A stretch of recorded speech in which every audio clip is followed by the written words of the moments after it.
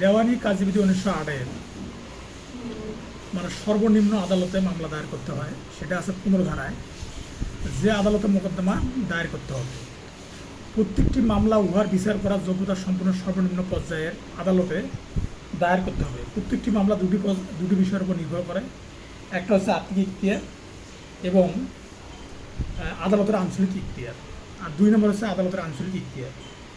ফৌজদারি দেওয়ানি কাজবিধি 1908 21 ধারায় ইখতিয়ার সম্পর্কে আলোচনা করা হয়েছে। যে আদালতে মোকদ্দমা দায়ের করা হয় সেই আদালতে বিচার্য বিষয় নির্ধারণের সময় বা পূর্বে ইখতিয়ার সম্পর্কে আপত্তি করা যায়। অর্থাৎ 21 ধারায় যদি কোনো আপত্তি করা হয় তাহলে সেটা বিচার্য বিষয় নির্ধারণের সময় বা পূর্বেই সেই ইখতিয়ার সম্পর্কে আপত্তি করতে হবে। শুধুমাত্র ন্যায় বিচারের স্বার্থে এরূপ আপত্তি আদালত মঞ্জুর করতে পারে। 22 ধারায় একাধিক আদালতে মোকদ্দমা দায়েরের ক্ষেত্রে স্থানান্তরের ক্ষমতা। যদি একাধিক আদালতে মামলা দায়ের করার ক্ষমতা থাকে, সেক্ষেত্রে একাধিক আদালতে মোকদ্দমা দায়েরের ক্ষেত্রে স্থানান্তরের ক্ষমতা, অর্থাৎ যে কোনো একটা মামলা যে কোনো জায়গায় স্থানান্তর করা যাবে সে বিষয়ে আলোকপাত করা হয়েছে। এই ধারায় অর্থাৎ 22 ধারায় মামলা স্থানান্তরের জন্য শুধুমাত্র বিবাদী আবেদন করতে পারে। 22 ধারায় যদি মামলা মোকদ্দমা স্থানান্তর করতে চান তাহলে বিচার্য বিষয় নির্ধারণের সময় বা পূর্বে মোকদ্দমা স্থানান্তরে আবেদন করতে হবে, এবং মোকদ্দমা স্থানান্তরে আবেদন করতে হলে অবশ্যই বাদীকে নোটিশ দিতে হবে। দেওয়ানি কাজবিধি 1908 23 ধারায় বলা আছে যে মোকদ্দমা স্থানান্তরের জন্য যে আদালতে আবেদন করতে হয় সেই সম্পর্কে বলা আছে যে 23 ধারায় যদি আপনি কোনো মোকদ্দমা স্থানান্তরের জন্য আবেদন করেন তাহলে 22 ধারার নিয়ম অনুযায়ী আপনাকে আবেদন করতে হবে। 23-এর 1 ধারায় বলা হয়েছে যে যখন ইখতিয়ার সম্পূর্ণ একাধিক আদালতে বা একই আপিল আদালতের অধীন হয়, যখন ইখতিয়ার সম্পূর্ণ একাধিক আদালতে বা একই আপিল আদালতের অধীন হয় তখন আপিল আদালতে 22 ধারা অনুযায়ী আবেদন করতে হয়। তাহলে আপনি মামলা স্থানান্তর করতে হলে যে আপিল আদালতের অর্থাৎ ইখতিয়ার সম্পূর্ণ একাধিক আদালত বা একই আপিল আদালতের অধীনে হয়, তার মানে যদি একই আপিল আদালতের অধীনে হয় অর্থাৎ দায়রা জজের অধীনে যদি হয় অধীনস্থ হয় তাহলে দায়রা জজে আবেদন করলে মামলা স্থানান্তর করা যাবে। আর যদি সেটা যদি দায়রা জজের বাইরে অর্থাৎ বিভিন্ন জেলাতে, যেমন ধরো যে গাইবান্ধা এবং রংপুরে যদি হয়, তো গাইবান্ধা থেকে আপনি রংপুরে মামলা স্থানান্তরের জন্য আবেদন করবেন, তখন আপনাকে হাইকোর্টে আবেদন করতে হবে। এটা হচ্ছে 23 ধারা অনুযায়ী। এটা বলা আছে আইনের ভাষায় যে যখন আদালতগুলো বিভিন্ন আপিল আদালতের ইখতিয়ার হয় তখন হাইকোর্ট বিভাগে মামলা স্থানান্তরের জন্য আবেদন করা হয়। একটি মামলা একের অধিক ব্যক্তি বাদী হিসেবে অন্তর্ভুক্ত হতে পারবে কি না। তো দেওয়ানি কাজবিধি 1908 এক আদেশের 10-এর 2 বিধি অনুযায়ী অর্থাৎ 10 বিধি এবং 2 উপবিধি অনুযায়ী আদালত পক্ষগুলোকে কর্তন বা সংযোগ করতে পারে, মানে অর্থাৎ আদালত যে কোনো পক্ষকে যোগ করতে পারে অথবা বিয়োগ করতে পারে। এটা হলো এক আদেশের 10-এর 2 উপবিধি অনুযায়ী এই ক্ষমতাটা আদালতের আছে। আদালত মামলা যে কোনো পর্যায়ে অন্তর্ভুক্ত করতে পারে, অর্থাৎ আদালত মামলা শুনানি পর্যায়ে হোক, তারপর বিচার্য বিষয় নির্ধারণের সময় হোক, অথবা সাক্ষী প্রমাণের সময় হোক, যে কোনো সময় কোনো পক্ষকে পক্ষভুক্ত করার জন্য সে এটা পক্ষভুক্ত করার আদেশ দিতে পারে। তো এক ব্যক্তি একটি মামলা চলমান থাকা অবস্থায় বাদীর নিকটে থেকে নালিশি ভূমি ক্রয় করে, মানে একটা জমির মামলা চলমান আছে সেই সময় সে নালিশি জমি অর্থাৎ যে জমিটা নিয়ে মামলা চলতেছে ওই জমিটা ক্রয় করে, পরবর্তী বাদী ওই মামলার বিবাদীর সাথে সমঝোতা বা মধ্যস্থতার লক্ষ্যে আপোসনামা দাখিল করে। ক্রেতা এই খবর পেয়ে তাকে মামলার পক্ষভুক্তর দরখাস্ত দিয়ে উল্লেখ করেন তাকে পক্ষভুক্ত করা না হলে সে ক্ষতিগ্রস্ত হবে। বাদী ও বিবাদী এই মর্মে আপত্তি করে যে যেহেতু মামলা চলাকালীন সময়ে সে আদালতের অনুমতি ব্যতীত নালিশি জমি ক্রয় করছে, তাই মামলার ফলাফল তার উপর বাধ্যকর হবে, ক্রেতার দরখাস্ত মঞ্জুর কিনা। তার মানে একটা নালিশি জমি সে ক্রয় করছে মামলা চলাকালীন অবস্থায়, এদিকে যার কাছ থেকে ক্রয় করছে সেই লোক বিবাদীর সাথে আপোষ করে সে মীমাংসা করছে। এখন বিষয়টা হলো যে এখন সে দাবি করছে যে না, এটা তো আমার কাছে বিক্রি করছিল, বিক্রি করার জন্য সে একটা দরখাস্ত করছে যে আমাকে পক্ষভুক্ত করা হোক, মানে যেহেতু আমি জমিটা কওলা করছি। তো এই কারণে যে যে আদালতে মামলাটা বিচারাধীন ছিল, যে আদালতে মামলাটা চলছিল, সেই আদালতে আবেদন করছে। তো এখন এই যে জমিটা ক্রয় করছে সেই জমির আবেদনটা করতে পারবে কি না, এটা অবশ্যই পারবে। কারণ আপিল বিভাগের সিদ্ধান্ত হচ্ছে যে কার্যকর বা এবং বিচার নিষ্পত্তির জন্য ক্রেতাকে পক্ষভুক্ত করা অবশ্যই। দেওয়ানি কাজী বিধি 1908-এর 1-10-2 বিধি অনুযায়ী বলছিলাম যে আদালত কোনো পক্ষের আবেদনের ভিত্তিতে বা স্বেচ্ছায় প্রয়োজনীয় যে কোনো ব্যক্তিকে মামলায় পক্ষভুক্ত করার আদেশ দিতে পারে। যেমন 1 নম্বর ল গার্ডিয়ান আপিল ডিভিশন 54 মামলায় 54 নম্বর মামলায় আদালত সিদ্ধান্ত দেন যে ক্রেতার দরখাস্ত মঞ্জুরযোগ্য। দেওয়ানি কাজী বিধি 1908-এর 11 ধারায় রেস জুডিকেটা সম্পর্কে আলোচনা করা হয়েছে, অর্থাৎ যে মামলাটা একবার শেষ হয়ে যায় সেটা পুনরায় সেটা মামলা করা যায় না।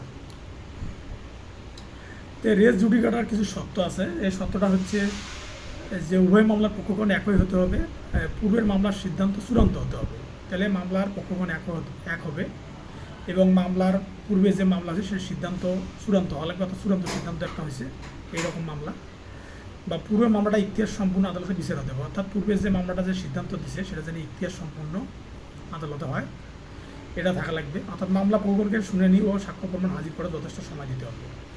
তার মানে রেস জুডিকাটা তখনই হবে যদি মামলাটার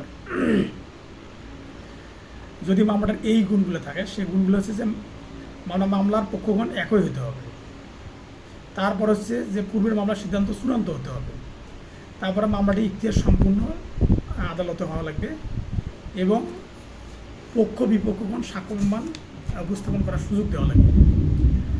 তারপরে হচ্ছে উভয় মামলা পক্ষগণ এবং পদবি একই হতে হবে। উভয় মামলার পক্ষগণের পদবি, অর্থাৎ মামলার আগে যে পক্ষগণ ছিল সেই মামলায় আবার করছে, তাহলে তখন ওটা কিন্তু রেস জুডিকাটা হিসেবে আখ্যায়িত করা যায় বা রেস জুডিকাটা দ্বারা বাড়িতে হবে। অর্থাৎ যে মামলা চূড়ান্তভাবে নিষ্পত্তি হয়ে গেছে, যে মামলার বিচার্য বিষয় একই ছিল, যে মামলাটার সাক্ষ্য প্রমাণ যথেষ্ট সুযোগ দেওয়া ছিল, যে মামলাটার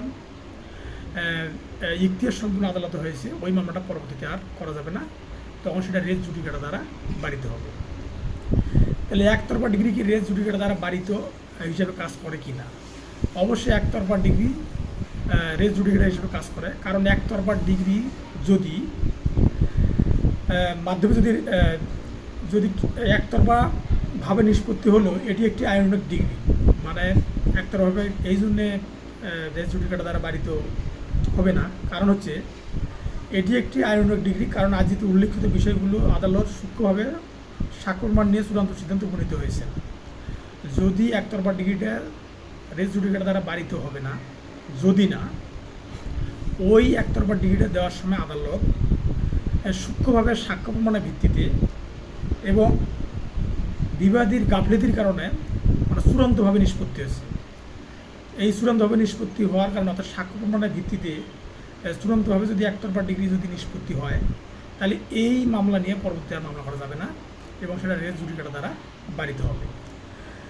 বা এই একতরফা ডিগ্রির মধ্যে কোনো প্রতারণা বা ছলনা ছিল না, বা তঞ্জকতা বা প্রতিদ্বন্দ্বিতামূলক মানে তঞ্জকতা ছিল না, যদিও এটা প্রতিদ্বন্দ্বিতামূলক ছিল, কিন্তু পরে বিবাদীর গাফিলতির কারণে এটা একতরফা হয়েছে। তাহলে এই ধরনের মামলায় আর এটাও রেস জুডিকাটার মধ্যে পড়বে, অর্থাৎ এই ধরনের মামলা পরবর্তীতে আর মামলা করা যাবে না, এবং এটা রেস জুডিকাটা দ্বারা বাড়িতে হবে। আর কনস্ট্রাকটিভ রেস জুডিকাটা যেটা হচ্ছে মানে দেওয়ানি কাজী বিধি 1908-এর 11 ধারায় 4 নম্বর ব্যাখ্যায় বলা আছে যে কনস্ট্রাকটিভ রেস জুডিকাটা, সেখানে কোনো মোকদ্দমার, অর্থাৎ পূর্ববর্তী মোকদ্দমা যে বিচার্য বিষয়ে আত্মপক্ষ সমর্থন, অর্থাৎ সহজভাবে বলি যে বাদী এবং বিবাদী পক্ষের যেটা চাওয়ার একটা যুক্তিসঙ্গত কারণ ছিল, কিন্তু তারা চায় নাই। এই যুক্তিসঙ্গত কারণ থাকার কারণেও তারা চায় নাই, কিন্তু পরবর্তীতে যদি মামলাটা যদি নিষ্পত্তি হয়ে যায়,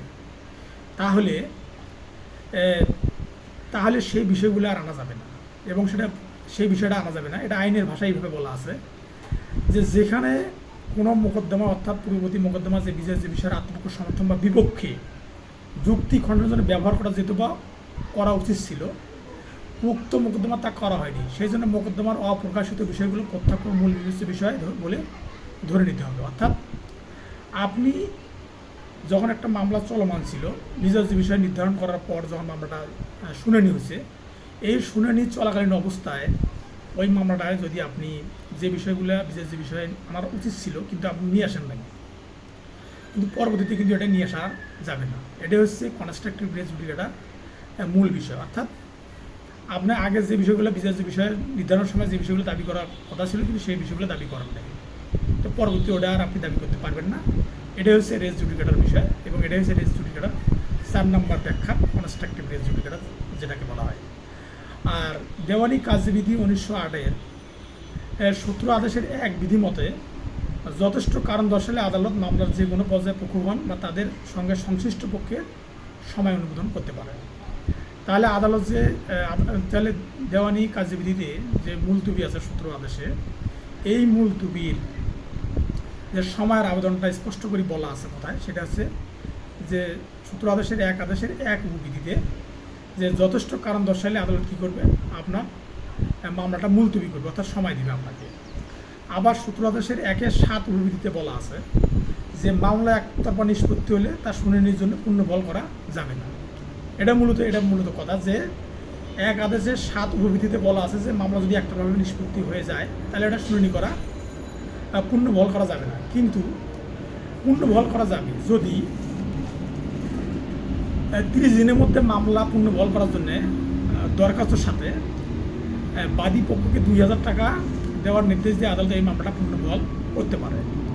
তাহলে এখন বিষয় হলো যে পুনর্বহাল করা যাবে, প্রথমত যাবে না 17 আদেশের 1-7 উপবিধি অনুযায়ী, কিন্তু বিবাদী যদি 2000 টাকা জরিমানা দিয়ে ক্ষতিপূরণ দিয়ে এবং 30 দিনের মধ্যে যদি এটা পুনর্বহাল করতে চায় তাহলে সে করতে পারবে, কিন্তু মূলত করতে পারবে না। কিন্তু সে যদি 30 দিনের মধ্যে 2000 টাকা দিয়ে যদি ক্ষতিপূরণ দিয়ে যদি পুনর্বহাল করতে চায় মামলা, তাহলে একতরফা মামলা পুনর্বহাল করতে পারবে। আর সুনির্দিষ্ট প্রতিকার আইনে দলিল কারা সংশোধন করতে পারে, সুনির্দিষ্ট প্রতিকারে 1877-এর দলিল কারা সংশোধন করতে পারে। আমরা জানি যে 31 থেকে 34 ধারার মধ্যে দলিল সংশোধন এবং দলিল বাতিলের বিষয়টা দলিল সংশোধনের বিষয়টা বলা আছে, অর্থাৎ 31 ধারা বলা আছে দলিল সংশোধন, এটা ডিটেলস বলা আছে 31 থেকে 34 ধারাতে। স্বার্থ সংশ্লিষ্ট অর্থাৎ দলিলের সাথে স্বার্থ সংশ্লিষ্ট যে কোনো ব্যক্তি দলিল সংশোধনের জন্য মোকদ্দমা করতে পারে, দলিল সংশোধনের মোকদ্দমা করতে পারে। তা নির্ধারিত সময়ের মধ্যে নির্ধারিত সময়ের মধ্যে যদি দলিল সংশোধনের আবেদন না করে তাহলে কিন্তু পরবর্তীতে আর করতে পারবে না। তো নির্ধারিত সময়ের মধ্যে আবেদন করতে হবে, এটা হলো দুটো শর্ত আছে। সেটা হচ্ছে যে দলিল যদি নিবন্ধিত না হয় তাহলে কিন্তু দলিল সংশোধনে মামলা করতে পারবে না। আর দলিলের যে মূল্য দেওয়া আছে সেটা যদি জমা না দেয়, মানে দলিলের যে মূল্য দেওয়া আছে সেটা যদি জমা না দেয় তাহলে সে দলিল সংশোধন করতে পারবে না। আবার দলিলটা যদি নিবন্ধিত না হয় তাহলে দলিল সংশোধনের মামলা করতে পারবে না। এটা 113 অনুচ্ছেদ অনুযায়ী, মানে তামাদি আইনের 113 অনুচ্ছেদ অনুযায়ী 3 বছরের মধ্যে দলিল সংশোধনের জন্য বা বাতিলের জন্য মোকদ্দমা করতে হয়। তো দলিল সংশোধন প্রতিকারের ঘোষণামূলক মামলা মঞ্জুর করা যায় কিনা, মানে দলিল সংশোধনের পাশাপাশি ঘোষণামূলক মামলা করা যাবে কিনা, এটা হচ্ছে মূল কথা। যে এটা মামলা করা যায়, মানে সুনির্দিষ্ট প্রতিকার আইনের 42 ধারায় ঘোষণামূলক মামলার পাশাপাশি আনুষঙ্গিক প্রতিকারগুলোর মধ্যে দলিল সংশোধন একটা আনুষঙ্গিক প্রতিকার হিসেবে চাওয়া যায় এবং সেটা চাওয়া যায়। এখানে মূলত সত্যসহ দখল পুনরুদ্ধার, তারপর হচ্ছে ঘোষণামূলক মোকদ্দমার জন্য 8 ও 42 ধারা ব্যবহার করা যায়, যেটা খুবই গুরুত্বপূর্ণ যদি কারো সত্য বিনষ্ট হয়ে যায়। এখানে আমি একটা সমস্যা বলতেছি যে এক্স একজন ডাক্তার এবং ওয়াই রুগী, তা রুগী হিসেবে ওয়াইয়ের অনেক তথ্য এক্সের কাছে জানা আছে। তেমন এখন এক্স ওয়াইয়ের নিকট থেকে কিছু টাকা দাবি করে এবং তা প্রদান না করলে ওয়াইয়ের গোপন তথ্য প্রকাশের হুমকি প্রদান করে। যেমন ধরেন যে আপনি উকিলের কাছে অনেক কিছু বিষয় বলছেন, এখন উকিল আপনার কাছে প্রেশার ক্রিয়েট করতেছে যে আপনি যদি আমাকে যদি এত পরিমাণ টাকা বা কিছু পরিমাণ টাকা যদি আমাকে না দেন তাহলে আপনি যে ঘটনাগুলো ঘটাচ্ছেন তাহলে আমি এটা কিন্তু বলে দেবো সবাইকে, মানে ব্ল্যাকমেল যেটাকে বলে।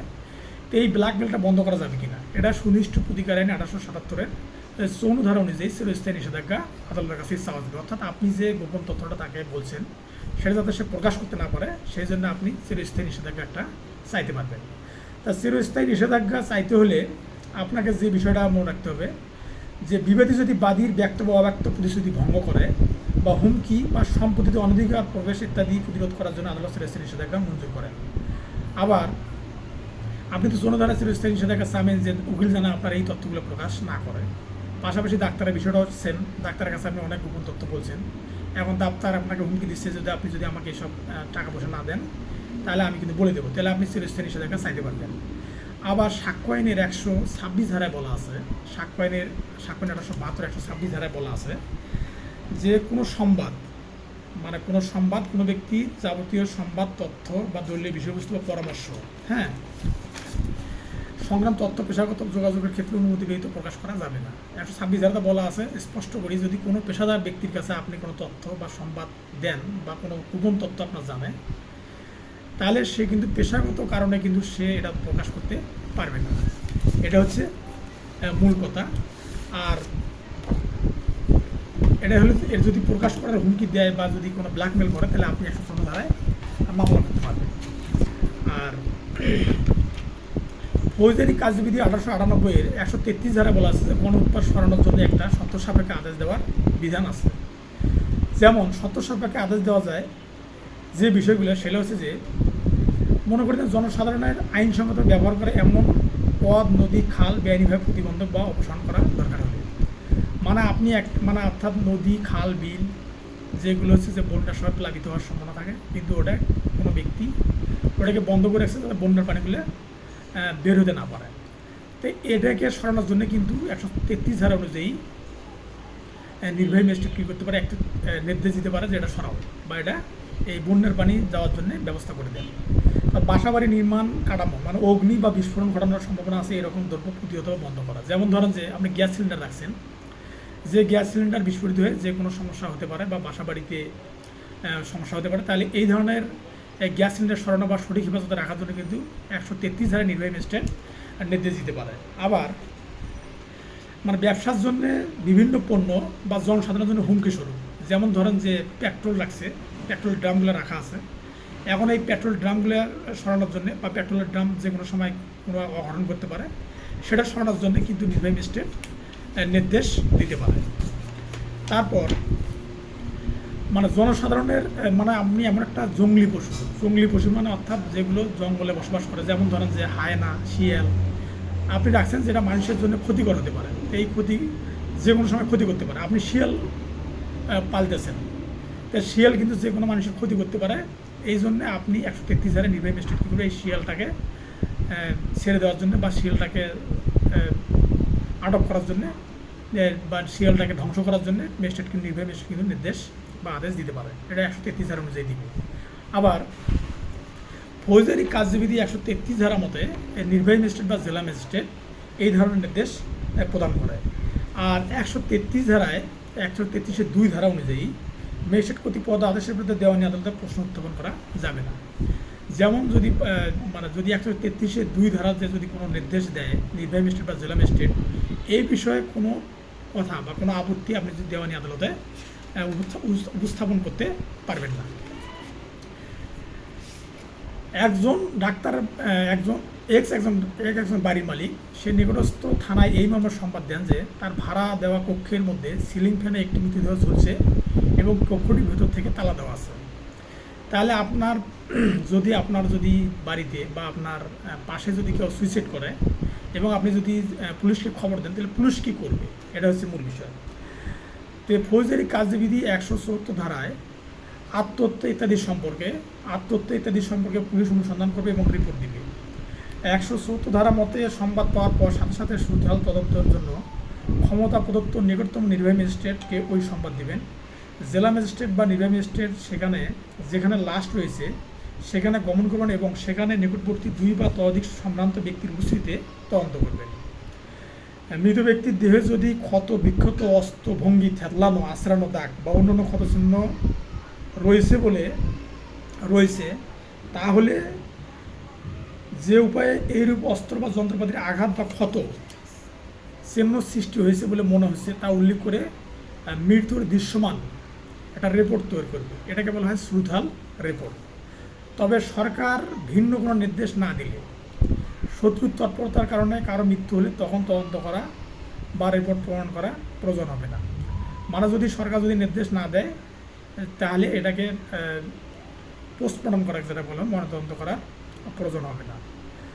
আবার একটা বিষয় আছে, যদি উক্ত পুলিশ যদি ওই সেই লাশের ব্যাপারে যদি সন্দেহ পোষণ করে যে এই লাশটা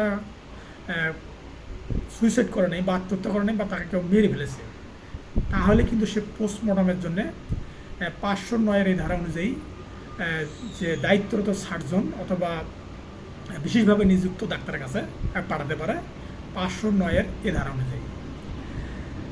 আবার 114 ধারা অনুযায়ী যে বললাম যে মৃত্যু সম্পর্কে সন্দেহ থাকলে কী করবে পুলিশ, নিকটতম সার্জনের কাছে অথবা যে দায়িত্বপ্রাপ্ত ডাক্তারের কাছে এটা পোস্টমর্টমের জন্য পাঠাতে পারে। এখানে একটা বিষয় হলো, যদি আবহাওয়ার অবস্থা বা দূরত্বের জন্য লাশটি পচে যাওয়ার আশঙ্কা থাকে তাহলে সেটা পুলিশ নাও পাঠাতে পারে।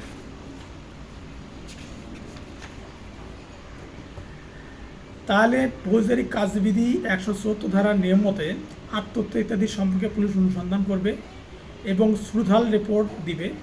প্রয়োজনে 509 এ ধারায় সিভিল সার্জন ময়নাতদন্তের রিপোর্ট দেবে। যদি মামলাটা যদি পোস্টমর্টম হয় তাহলে 509 এ ধারা অনুযায়ী, অর্থাৎ ফৌজদারি কাজবিধি 1898 509 এ ধারা অনুযায়ী সিভিল সার্জন এটা রিপোর্ট দেবে। ফৌজদারি কাজবিধি 1898 এর 154 ধারায় বলা আছে যে আমলযোগ্য মামলার ক্ষেত্রে সংবাদ, মানে থানার ভারপ্রাপ্ত অফিসার সরকারের নির্ধারিত ফরম অনুযায়ী রক্ষিত একটি বইতে নথিভুক্ত করবে। এই সংবাদটি লিখিত বা মৌখিক হতে পারে। এবং 155 ধারায় আমল অযোগ্য মামলার সংবাদ যখন থানা ভারপ্রাপ্ত অফিসারের নিকটে দেওয়া হয় তখন সংবাদের মূল কথা রক্ষিত বইতে, অর্থাৎ থানার যে রক্ষিত বই থাকে, অর্থাৎ যেটা বড় একটা রেজিস্টার বই থাকে, এই রেজিস্টার খাতার মধ্যে নথিভুক্ত করবেন এবং সে ম্যাজিস্ট্রেটের নিকটে প্রেরণ করবে। এবং ম্যাজিস্ট্রেট নির্দেশ না দেওয়া পর্যন্ত তিনি আমল অযোগ্য মামলা তদন্ত করবেন না। আবার ফৌজদারি কার্যবিধির 156 ধারায় বলা আছে যে আমলযোগ্য মামলার তদন্ত সম্পর্কে বলা হয়েছে, মানে আমলযোগ্য মামলার তদন্ত সম্পর্কে বলা হয়েছে আমলযোগ্য মামলার তদন্তের ক্ষেত্রে পুলিশের ক্ষমতা অসীম বা অবারিত। কী জন্যে? কারণ 156 এক ধারা মতে আমলযোগ্য অপরাধের তদন্তের ক্ষেত্রে ম্যাজিস্ট্রেটের অনুমতি ছাড়াই পুলিশ তদন্ত করতে পারে। তারপরে 156(2) ধারাতে মানে আমলযোগ্য অপরাধের তদন্ত বিষয়ে কোনো প্রশ্ন উত্থাপন করা যাবে না। তারপরে 156(3) ধারাতে মানে 190 ধারায় যদি আমলি আদালত, অর্থাৎ যে আদালতের কাছে মামলা চলমান থাকে সেই আদালত যদি পুলিশকে কোনো নির্দেশ দেয় তদন্ত করার জন্য, তাহলে সে তদন্ত করতে পারবে। তার মানে এখানে পুলিশের ক্ষমতা হচ্ছে অসীম এবং অবারিত। এই জন্যে যে পুলিশের তদন্ত করাকালীন সময়ে তাদের ক্ষমতা হলেও সীমাহীন। এই জন্যে যে এই তদন্ত করার সময় কোনো প্রশ্ন করা যাবে না, পুলিশকে কোনো প্রশ্ন করা যাবে না সে কী করতেছে, সে আসলে তদন্ত রিপোর্ট কী করতেছে না করতেছে এই বিষয়ে কোনো প্রশ্ন করা যাবে না। এবং এই তদন্ত তারা ম্যাজিস্ট্রেটের অনুমতি ছাড়াই তারা করতে পারবে। আমরা জানি যে সব পুলিশ এবং থানা বা পুলিশ ম্যাজিস্ট্রেটের নিকটে জবাবদিহি বা দায়বদ্ধ, কিন্তু এই ক্ষেত্রে ম্যাজিস্ট্রেটের কোনো কথা কার্যকর হবে না এবং ম্যাজিস্ট্রেটের পারমিশন ছাড়াই তারা এটা করতে পারবে। তাহলে এখানে অবারিত ক্ষমতা দেওয়া হয়েছে পুলিশকে, অর্থাৎ 156 ধারায় পুলিশকে অবারিত ক্ষমতা দেওয়া হয়েছে, যেটা প্রয়োগ করে পুলিশ তদন্ত রিপোর্ট তৈরি করে। পুলিশের তদন্ত রিপোর্ট হচ্ছে 173 ধারায়। 173 ধারায় রিপোর্ট হচ্ছে দুই প্রকার পুলিশের রিপোর্ট, একটা হচ্ছে ফাইনাল রিপোর্ট আর একটা হচ্ছে চার্জশিট, মানে যেটা অভিযোগপত্র, আর একটা হচ্ছে চূড়ান্ত রিপোর্ট। তো চূড়ান্ত রিপোর্ট যদি কারো বিরুদ্ধে দিয়ে থাকে তাহলে সেটা কিন্তু খালাস পাবে এবং ওই মামলাটা আর চলবে না। কিন্তু এই চূড়ান্ত রিপোর্টের বিরুদ্ধে কী করা যাবে? এই চূড়ান্ত রিপোর্টের বিরুদ্ধে নারাজি পিটিশন করা যাবে। নারাজি পিটিশন বলতে যে আপনি নারাজি পিটিশন করতে পারবেন এবং নারাজি পিটিশনের আদেশ যদি মঞ্জুর না হয় তাহলে আপনি এটার বিরুদ্ধে দায়রা জজে রিভিশন করতে পারবেন 439 এ ধারা অনুযায়ী। আর দায়রা জজের যে বিচার প্রক্রিয়া, মানে দায়রা জজ কী ক্ষেত্রে বিচার কার্যক্রম পরিচালনা করে, এটা একটা বিষয়। এটা হচ্ছে আছে 200 ফৌজদারি কার্যবিধি 1898 265 এ থেকে 265 এল ধারাতে। তো 265 এতে বলা আছে যে পাবলিক প্রসিকিউটর মামলা পরিচালনা করবে। 265 বিতে বলা আছে অভিযোগকারীর পক্ষে বক্তব্য শুরু। আর 265 সিতে বলা আছে যে অব্যাহতি, যেটাকে অব্যাহতি বলা হয়। আর 265 ডিতে বলা আছে অভিযোগ গঠন। আর 265 ডিতে বলা আছে দোষ স্বীকারের পর দণ্ড। আর 265 এফতে বলা আছে অভিযোগ গ্রহণ কারীর পক্ষে সাক্ষ্য গ্রহণের তারিখ, অর্থাৎ 265 F ধারাতে বলা আছে যে অভিযোগ গ্রহণকারীর পক্ষে সাক্ষ্য গ্রহণের তারিখ। 265 G ধারাতে বলা আছে অভিযোগ গ্রহণকারীর পক্ষে সাক্ষ্য গ্রহণ। 265 H বলা আছে খালাস। আর 265 আইতে বলা আছে আসামিকে আত্মপক্ষ সমর্থনের সুযোগ দিতে হবে। 265 জেতে তর্ক, যুক্তি তর্ক, এটা বলা আছে 265 জেতে। আর 265 কেতে বলা আছে খালাস বা দণ্ডের রায়। আর 265 এলতে বলা আছে পূর্বদণ্ড। অর্থাৎ যখন 193 ধারায় দায়রা জজ যদি কোনো মামলার বিচার কার্যক্রম শুরু করে বা যদি আমলে নেয়, তাহলে কিন্তু এই প্রক্রিয়াগুলো অর্থাৎ 265 এ থেকে 265 এল ধারা পর্যন্ত সে কার্যক্রম শুরু করে। তো কী পরে প্রথমে পাবলিক প্রসিকিউটর মামলা পরিচালনা করেন, তারপর অভিযোগকারীর পক্ষে বক্তব্য শুরু, আবার 265 অব্যাহতি, 265 হচ্ছে অভিযোগ গঠন, 265 হচ্ছে দোষ স্বীকার বা দণ্ড, 265 এফ হচ্ছে অভিযোগ গ্রহণকারী পক্ষের সাক্ষ্য গ্রহণের তারিখ। 265 জিতে বলা আছে যে অভিযোগ গ্রহণকারী পক্ষে সাক্ষ্য গ্রহণ। 265 এইচে বলা আছে খালাস। 265 আইতে বলা আছে আসামিকে আত্মপক্ষ সমর্থনের সুযোগ দিতে হবে। আর 265 যেতে বলা আছে যুক্তিতর্ক। 265 বলা আছে খালাস বা দণ্ডের রায়। আর 265 এলতে বলা আছে পূর্ব দণ্ড। তাহলে আপনি যদি একটা মানে আপনার যে দুষ্কৃতকারী আপনাকে আঘাত করছে বা আহত করছে, তাহলে আপনি নালিশি মামলা দায়ের করবেন আমলি আদালতে। তাহলে আপনি কীভাবে দরখাস্ত করবেন সেটা হচ্ছে মূল বিষয়, যে এখানে লিখবে বিজ্ঞ চিফ জুডিশিয়াল ম্যাজিস্ট্রেট আদালত 3 রংপুর। সিআর মামলার নাম, যেহেতু মামলা নাম্বার দেওয়া যাবে না, এখানে 2025 সাল, যেহেতু আপনি 2025 সালে মামলাটা করতেছেন, মামলার রং আসবে না। আর ধারা আসবে যেহেতু আপনাকে আঘাত করছে, গুরুতর আঘাত করে 323, 326, 390 আর দণ্ডবিধি অনুযায়ী। এখানে হচ্ছে বাদী হলো সেরাজ বা বাদী ক, পিতা খ, গ্রাম হচ্ছে বদলপুর, থানা জেলা রংপুর, এটা হচ্ছে ফরিয়াদি। আর বনাম হচ্ছে অজ্ঞাতনামা ব্যক্তি বা দুষ্কৃতকারীগণ আসামি। সাক্ষীর নাম ও ঠিকানা, সাক্ষীর নাম দিবেন সি বা 2 নম্বর ডি, এদের নাম ঠিকানা লাগবে। এবং ঘটনার তারিখ ও সময় দিবেন যে আজকে 16 জুন 2025, ঘটনার সময় দুপুর আনুমানিক 2 ঘটিকা। ঘটনার স্থান দিবেন যে ঢাকা বা রংপুর মহাসড়ক। দরখাস্তকারী পক্ষে নিবেদন এই যে 1 নম্বর দিবেন দরখাস্তকারী একজন সহজ সরল আইনের প্রতি শ্রদ্ধাশীল বাংলাদেশের নাগরিক বটে। অপরদিকে দুষ্কৃতিকারীগণ সন্ত্রাসী, শান্তিভঙ্গ ও উচ্ছৃঙ্খল বটে। 2 নম্বর দরখাস্তকারী তার নিকটের আত্মীয়র বাসা থেকে, দরখাস্তকারী তার নিকটতম আত্মীয়র বাসা থেকে নিজ বাড়িতে গমনকালে তার বাড়ির পাশে রংপুর মহাসড়কে, ঢাকা রংপুর মহাসড়কের বড়দরগা নামক স্থানে হঠাৎ কয়েকজন দুষ্কৃতিকারী তার গতিরোধ করে এলোপাতাড়ি মারতে থাকে। দরখাস্তকারীর চিৎকার শুনে আশেপাশের লোকজন ছুটে এসে উদ্ধার করে এবং রংপুর মেডিকেল কলেজ হাসপাতালে পাঠায় এবং সেখানে আমি চিকিৎসাধীন আছি।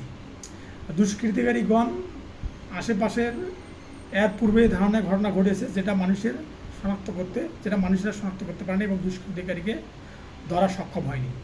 5 নম্বর, এমতো অবস্থায় আমিও আমার পরিবার নিরাপত্তা ও সংকটমুক্ত নই মর্মে বিশ্বাস করি। অতএব বিনীতি প্রার্থনা উপযুক্ত বিষয় বিবেচনা করে আইন ও ন্যায় বিচারের স্বার্থে দুষ্কৃতিকারীদের শনাক্ত করার জন্য পুলিশি তদন্ত এবং অনুসন্ধান করতে আপনার সদয় মর্জি হয়। আর দর্শকের স্বাক্ষর তারিখ দিবেন। আর দণ্ডবিধি 1860 আমরা জানি যে সাধারণ ব্যতিক্রমের ধারা আছে 76 থেকে 106 ধারা। এই 76 থেকে 106 ধারার মধ্যে মানে আত্মরক্ষার অধিকার যেটা আছে, এই আত্মরক্ষার অধিকার আছে 96 থেকে 106 ধারায়। তারা ব্যক্তিগত আত্মরক্ষার অধিকার প্রয়োগকালে কিন্তু কোনো কিছুই অপরাধ হবে না, সেই সম্পর্কে বিধান দেওয়া আছে। তার 97 ধারা দেহ ও সম্পত্তি রক্ষার, 97 ধারা বলা আছে যে দেহ ও সম্পত্তি রক্ষার ব্যক্তিগত অধিকার যা 2টি ক্ষেত্রে প্রয়োগ করা যায়, যেমন নিজের ও অন্যের দেহ রক্ষায় 100 ধারা, 101 ধারা, 102 ধারা এবং 106 ধারা মতে। আর নিজের ও অন্যের সম্পত্তি রক্ষায় এটা হলো 103, 104, 105, অর্থাৎ 3, 4, 5 হলো নিজের ও অন্যের সম্পত্তি রক্ষায়। আর 100, 101, 102 এবং 106 ধারা হচ্ছে নিজের ও অন্যের দেহ রক্ষায়। অর্থাৎ দেহ রক্ষায় হচ্ছে 100, 101, 102, 106। আর সম্পত্তি রক্ষায় হচ্ছে 103, 104, 105। 98 ধারায় আছে যে পাগল বা অপরিচিত ব্যক্তি বা অটিস্টিক ব্যক্তি ইত্যাদির কাজের বিরুদ্ধে আত্মরক্ষার ব্যক্তিগত অধিকার। আর 99 ধারায় আছে যেসব কাজের বিরুদ্ধে আত্মরক্ষার ব্যক্তিগত অধিকার নাই, মানে 99 ধারায় যেসব কাজের জন্য আপনি আত্মরক্ষার অধিকার প্রয়োগ করতে পারবেন না, অর্থাৎ এটা 96 ধারার ব্যতিক্রম ধারা। 96 ধারা এসেছে ব্যক্তিগত আত্মরক্ষার কোনো কাজেই অপরাধ নয়। আবার 99 ধারায় বলা আছে যে যেসব কাজের বিরুদ্ধে আত্মরক্ষার ব্যক্তিগত অধিকার নাই, যেমন এই 99 ধারায় বলা আছে যে সরকারি যারা লোক তাদের কাজের বিরুদ্ধে সরকারি লোকদের মানে সরকারি লোক যদি কোনো কাজ করে সেটার বিরুদ্ধে আত্মরক্ষার অধিকার প্রয়োগ করা যাবে না। তারপর সরকারি লোকের আশ্রয় লাভের সুযোগ থাকলে সেখানে আত্মরক্ষার অধিকার প্রয়োগ করা যাবে না। আবার মানে সরকার সম্পর্কে 3টে বিষয় বলা আছে, আর বাকিটা হচ্ছে যে মানে সরকারি লোক সম্পর্কে যদি কোনো বিষয় হয় সেটার জন্য আত্মরক্ষার অধিকার প্রয়োগ করা যাবে না।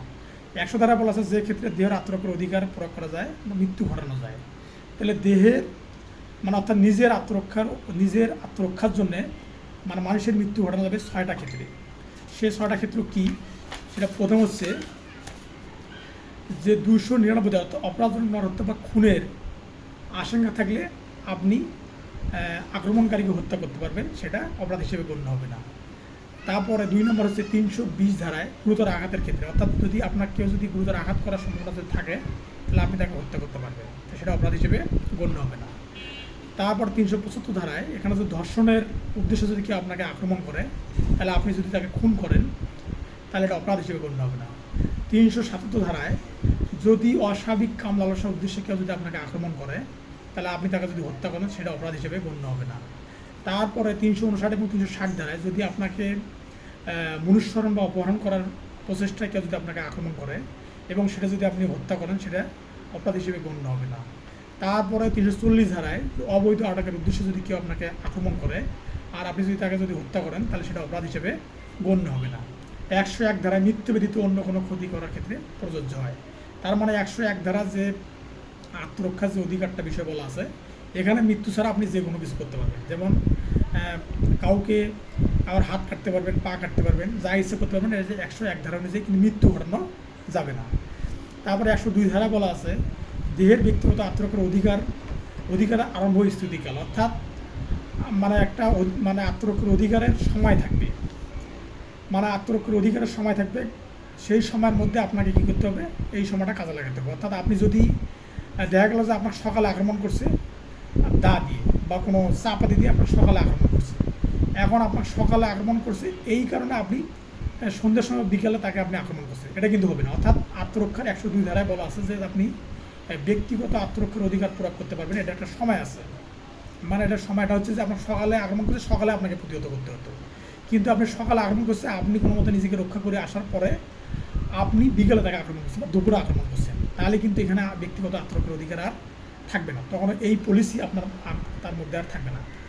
এটা বলা আছে 102 ধারাতে, দণ্ডবিধি 102 ধারাতে বলা আছে। আর 103 ধারায় বলা আছে যখন সম্পত্তির ক্ষেত্রে আত্মরক্ষার অধিকার প্রয়োগ করে মৃত্যু ঘটানো যায়, অর্থাৎ আপনার সম্পত্তি যদি কেউ যদি ধ্বংস করতে চায় বা যদি নিতে চায় তাহলে আপনি 4টি ক্ষেত্রে তার মৃত্যু ঘটাতে পারবেন। সে 4টি ক্ষেত্রে কোনটা, যে 300 ধারা যদি দস্যুতা করার চেষ্টা করলে, অর্থাৎ আপনার সম্পত্তি যদি কেউ দস্যুতা করে, অর্থাৎ আপনার মৃত্যুর ভয় দেখে যদি আপনার সম্পত্তিকে হরণ করতে চায় তাহলে আপনি ওই ব্যক্তিকে হত্যা করলে সেটা অপরাধ হিসেবে গণ্য হবে না। তারপর 446 ধারায় অনধিকার প্রবেশ, যদি আপনাকে যদি আপনার ঘরে যদি কেউ অনধিকার প্রবেশ করে রাত্রিবেলায় এবং তার যদি আপনি মৃত্যু ঘটান তাহলে সেটা অপরাধ হিসেবে গণ্য হবে না। 3 নম্বরে 436 ধারায় যদি আপনার বাসা বাড়িতে কেউ আগুন লাগে দেয় বা আপনার তাঁবুতে বা আপনি যেখানে বসবাস করেন সেখানে যদি কেউ আগুন ধরে দেয় অথবা আপনার যানবাহনে যদি কেউ আগুন ধরে দেয় এবং সেই লোকে যদি আপনি মৃত্যু সংঘটিত করেন বা মৃত্যু হত্যা করেন তাহলে সেটা অপরাধ হিসেবে গণ্য হবে না। তারপর 4 নম্বর হচ্ছে যে আপনার বাড়িতে চুরি করার জন্য আসছে বা আপনার ক্ষতি করার জন্য চেষ্টা করতেছে বা অনধিকার প্রবেশের চেষ্টা করতেছে, তাহলে আপনি যদি তাকে হত্যা করেন তাহলে সেটা অপরাধ হিসেবে গণ্য হবে না। অর্থাৎ সম্পত্তি ও দেহ প্রতিরক্ষার জন্য মানে 100 এবং 103 ধারায় 10টি ক্ষেত্রে আপনি আত্মরক্ষার অধিকার প্রয়োগ করতে পারবেন এবং এই 10টি ক্ষেত্রে আত্মরক্ষার অধিকার প্রয়োগ করে কারো মৃত্যু ঘটালে সেটা মৃত্যু হিসেবে খুন হিসেবে গণ্য হবে না। এটা হচ্ছে দণ্ডবিধি 1860-এর 96 থেকে 106 ধারার বিধান। অর্থাৎ এই বিধান অনুযায়ী আপনি 10টি ক্ষেত্রে আত্মরক্ষার অধিকার বা সম্পত্তি রক্ষার অধিকার প্রয়োগ করতে পারবেন। 104 ধারায় বলা আছে যে ক্ষেত্রে এই অধিকার প্রয়োগ করে মৃত্যু ব্যতীত অন্য যে কোনো ক্ষতির জন্য প্রযোজ্য হয়, অর্থাৎ দেহর আত্মরক্ষার অধিকারের জন্য আপনি 101 ধারায় মৃত্যু ব্যতীত যে কোনো ক্ষতি করতে পারবেন, আর সম্পত্তি রক্ষার জন্য 104 ধারায় মৃত্যু ব্যতীত যে কোনো ক্ষতি করতে পারবেন। আর 105 ধারায় বলা আছে সম্পত্তি রক্ষার জন্য কিছু সময় থাকবে। মানে এখন আপনার দস্যুতা করছে সকালে, আপনি ঘটনা ঘটাইছেন বিকেলে, তাহলে কিন্তু এখানে আত্মরক্ষার অধিকার আর থাকবে না। আর এর ঠিক একই অবস্থা, অর্থাৎ 102 ধারায় যে বিষয়টা বলা আছে যে আপনাকে সকালে আক্রমণ করছে দা দিয়ে, চাপাতি দিয়ে বা বডি দিয়ে, আপনি এটা খোপটা চাচ্ছেন দুপুরে বা বিকেলে, তাহলে কিন্তু তখন এটা আত্মরক্ষার অধিকার বা সাধারণ বিধির মধ্যে পড়বে না, তখন আপনার অবশ্যই খুনের অপরাধে আপনি দোষী হবেন। তার মানে যখনই ঘটনা ঘটবে ঠিক সেই সময় আপনাকে সেই অপরাধের প্রতিহত করতে হবে, তখন আপনি আত্মরক্ষার অধিকার মধ্যে পড়বেন, এবং সেটা যদি কোনো অঘটন ঘটে যায় তাহলে সেটার অপরাধের দায়ে আপনি দোষী হবেন না। 96 ধারার ব্যতিক্রম হচ্ছে 99 ধারা। এটা আমি বললাম প্রথমে যে 99 ধারা আত্মরক্ষার ব্যক্তিগত অধিকার প্রয়োগ করা যাবে না যেসব ক্ষেত্রে, যেমন ধরেন যদি সরকারি কর্মচারী কর্তব্য পালনে কৃত কাজের বিরুদ্ধে, তার মানে একটা সরকারি লোক তার কাছে অর্পিত দায়িত্ব সে পালন করতেছে, সেক্ষেত্রে আপনি আত্মরক্ষার অধিকার প্রয়োগ করতে পারবেন না। তারপর সরকারি কর্মচারীর নির্দেশে কেউ কোনো কাজ করলে, এখন পল্লী বিদ্যুতের লোকজনেরা আপনার বাসার গাছের ডাল কাটতেছে, এখন আপনি তাকে মারতে গেছেন, তাহলে সেটা কিন্তু অপরাধ হবে, কারণ সেটা আপনি করতে পারেন না। তারপর 3 নম্বর হচ্ছে সরকারি কর্মচারীর কাছে আশ্রয় লাভের সুযোগ, তাহলে আপনাকে আক্রমণ করছে কিন্তু আপনার পাশে পুলিশ আছে, তাহলে পুলিশের আশ্রয় না নিয়ে আপনি ওই আক্রমণকারীকে হত্যা করছেন, তাহলে কিন্তু সেটা অপরাধ হিসেবে গণ্য হবে, অর্থাৎ সেটা আপনি হত্যা করার মানে হত্যার দায়ে আপনি অভিযুক্ত হবেন। 4 নম্বর হচ্ছে প্রয়োজনের বেশি আত্মরক্ষার অধিকার প্রয়োগ করা যাবে না, সেটা বলা আছে যে 102 এবং 104 ধারাতে বলা আছে যে প্রয়োজনের বেশি আত্মরক্ষার অধিকার প্রয়োগ করা যাবে না। আপনাকে মারতে এসছে দা দিয়ে, আপনি তাকে গুলি করছেন, তাহলে কিন্তু এটা তখন আত্মরক্ষার অধিকার হিসেবে গণ্য হবে না।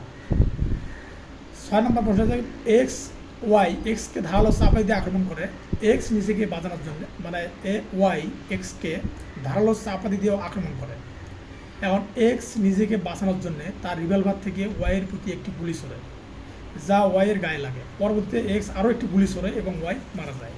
যেটা বলছিলাম যে 102 এবং 105 ধারার মধ্যে, যেটা 104 ধারার মধ্যে যে সময়টা আছে, সেই সময়টা আপনি অবশ্যই আপনাকে আত্মরক্ষার অধিকারের ক্ষেত্রে প্রয়োগ করা যাবে। অর্থাৎ আপনাকে চাপাতি দিয়ে আক্রমণ করতে আসছে, এখন আপনি রিভলভার দিয়ে গুলি করছেন, প্রথম গুলিটা ঠিক ছিল, কিন্তু পরবর্তীতে প্রথম গুলিটা লাগছে এবং সেই গুলিটা লাগার পরে সে আহত হয়ে গেছে। তাই আহত মানুষ তো আপনাকে ছুরি দিয়ে হত্যা করতে পারবে না, তার তো সেই সক্ষমতা থাকবে না। তারপরে আপনি আবার একটা গুলি করছেন, তাহলে কিন্তু এটা খুন হিসেবে আখ্যায়িত হবে এবং আপনি খুনের দায়ে দোষী হবেন। কী জন্যে? কারণ সেকেন্ড টাইম গুলিটা করা আপনার ঠিক হয়, যেহেতু প্রথম গুলিটা লাগছে, সেই লোকটা যেহেতু আহত হয়ে গেছে, এই জন্য সেকেন্ড টাইম গুলিটা করা ঠিক হয়। এই জন্য আপনি 300 ধারায় খুন এবং 302 ধারায় খুনের দায়ে আপনি দণ্ডিত হবেন, যার শাস্তি মৃত্যুদণ্ড বা যাবজ্জীবন কারাদণ্ড। তাহলে এটা এইভাবে আলোচনা হলো। আর হচ্ছে যে এখানে বলা আছে যে অপরাধের সহায়তা, মানে অপরাধের সহায়তা বিষয়টা খুব গুরুত্বপূর্ণ একটা বিষয়, যে অপরাধের সহায়তা করলে মানে কী কী ধরনের অপরাধের সহায়তা করলে আপনার জীবন বিনষ্ট হতে পারে বা আপনার জীবনে ক্ষতি হতে পারে, সেই বিষয়ে আলোচনা করা আছে এখানে। দণ্ডবিধির 5ম অধ্যায়ের, দণ্ডবিধি 1860-এর 5ম অধ্যায়ে 107 থেকে 120 ধারার মধ্যে অপরাধের সহায়তা সম্পর্কে বলা আছে। এই অপরাধের সহায়তা সম্পর্কের মধ্যে মানে কোন কাজগুলো অপরাধ হবে সেই বিষয়গুলো বলা আছে। এখন অপরাধের সহায়তা বিষয়ে 3টে বিষয় আছে, সেটা হচ্ছে যে প্ররোচনা, মানে অর্থাৎ প্ররোচনার মাধ্যমে বা ষড়যন্ত্র অংশগ্রহণ করে এবং ইচ্ছাকৃতভাবে অপরাধমূলক কাজ থেকে বিরত থেকে বা সহায়তা করে। তার মানে আপনি কাউকে প্ররোচনা দিচ্ছেন একটা অপরাধ করার জন্য। 2 নম্বর হচ্ছে ষড়যন্ত্র অংশগ্রহণ করে, এবং 3 নম্বর হচ্ছে ইচ্ছাকৃতভাবে অপরাধমূলক কাজ করার জন্য আপনি তাকে সহযোগিতা করছেন, তাহলে এটা অপরাধ হিসেবে গণ্য হবে। তো 34 ধারায় বলা আছে, দণ্ডবিধি 34 ধারায় বলা আছে কমন ইন্টেনশন, যেটাকে বলে যে পরিকল্পনা অংশগ্রহণের পরিবর্তে, মানে অর্থাৎ পরিকল্পনা অংশগ্রহণের পরিবর্তে কাজে অংশগ্রহণ করতে হবে। তার মানে 34 ধারা যদি কোনো পরিকল্পনা করে সেই সাথে কাজে অংশগ্রহণ করতে হবে। কিন্তু 107 ধারায় বলা আছে যে অপরাধের সহায়তা করলেই হবে। তার মানে আপনি যদি খালি কোনো মতে অপরাধের সহযোগিতা করেন তাহলে আপনি অপরাধ হিসেবে আখ্যায়িত হবেন। 108 ধারায় বলা আছে যে প্ররোচনাদাতা বা সহায়তাকারী, প্ররোচনাদাতা বা আপনি অপরাধের সহায়তাকারী হবেন, এটার জন্য 5টা ব্যাখ্যা আছে। এই 5টা ব্যাখ্যা কি? প্রথম ব্যাখ্যাটা আছে কোনো কাজ করা হতে বেআইনিভাবে বিরত থেকে সহায়তা করা বা প্ররোচনা দান করা বা একটি অপরাধ করা, মানে আপনি কারো জমি দখল করতেছেন, আপনি উৎসাহ দিচ্ছেন যে দখল কর, তাহলে কিন্তু এটা 108 ধারার 1 নম্বর ব্যাখ্যা অনুযায়ী কিন্তু আপনি অপরাধী। 2 নম্বর ব্যাখ্যা হচ্ছে যে সাহায্য বা অপরাধের প্রস্তাব দেওয়া। তার মানে আপনি একটা লোককে হত্যা করার জন্যে আপনি তাকে সাহায্য করতে চান, যে ওই লোককে হত্যা করার জন্য যে টাকা পয়সা লাগবে সেটা আমি দিব, এই কথা বলার জন্য আপনি সেই হত্যার জন্য সাথে জড়িত, এবং সেই জন্য আপনি ওই খুনের দায়ে এটা আপনি শাস্তি পাবেন। 3 নম্বর ব্যাখ্যাটা হচ্ছে যে ব্যক্তির অপরাধ করার সহায়তা করা হয় সেই ব্যক্তি আইনত অপরাধ করতে সক্ষম হওয়ার দরকার নেই। তার মানে আপনি একটা ছোটো বাচ্চাকে একটা খেলনা পিস্তুল দিয়েছেন, খেলনা পিস্তুল তার কাছে আছে, সে গুলি করতেছে। এখন আপনি কি করছেন, তাকে একটা অরিজিনাল পিস্তুল দিয়েছেন যে গুলি কর। এখন ওই ছোটো বাচ্চাটা সে ওই খেলনা পিস্তুলটা পরিবর্তে অরিজিনাল পিস্তুলটা নিয়ে গুলি করার কারণে একটা লোক মারা গেছে। এটা আমরা সিনেমার মধ্যে মাঝে মাঝে দেখি যে ভিলেন ছোটো একটা বাচ্চা শিশু খেলনা পিস্তুল দিয়ে গোলাগুলি করতেছে, একটা ভিলেন না আসে একটা অরিজিনাল পিস্তুল দিয়েছে এবং সেটাই গুলি করছে এবং তার পিতা মারা গেছে অথবা মাথা মারা গেছে। তাহলে কিন্তু ওই বাচ্চাটা কিন্তু পরে শাস্তি হয়, 20 বছর হোক 30 বছর হোক শাস্তি হয়। তাহলে এখানে এই জন্য বলা আছে 108-3 উপধারাতে যে অপরাধকারী অপরাধ সম্পর্কে বা আইন সম্পর্কে জ্ঞান থাকার প্রয়োজন নেই, সেটা যে কোনো বয়সের হতে পারে। এখানে কিন্তু বলা আছে যে দণ্ডবিধি 1860-এর বেশি ধারাতে বলা আছে যে 0 থেকে 9 বছরের মধ্যে যাদের বয়স তারা যদি কোনো অপরাধ করে সেটা অপরাধ হিসেবে গণ্য হবে না। আবার 30 ধারায় বলা আছে যে 12 বছরের নিচে 9 বছর বেশি যদি কোনো অপরিচিত ব্যক্তি মানে পাগল টাইপের অটিস্টিক যেগুলো বা মানসিক বিকারগ্রস্ত যেগুলো সেই ধরনের লোক যদি কোনো অপরাধ করে তাহলে সেটা কিন্তু অপরাধ হিসেবে গণ্য হবে। কিন্তু এখানে কিন্তু 108-3 উপধারা অনুযায়ী কিন্তু বলা আছে, আমি স্পষ্ট করি, যে অপরাধকারীর জ্ঞান থাকার কোনো প্রয়োজন নেই, মানে জ্ঞান থাকার কোনো প্রয়োজন নেই অপরাধকারী, সে অপরাধ করলে সেটা তার শাস্তি পেতে হবে। আর 4 নম্বর বলা আছে যে অপরাধের সহায়তা করা অপরাধ, অর্থাৎ অপরাধের সহায়তাকারী দুজনেই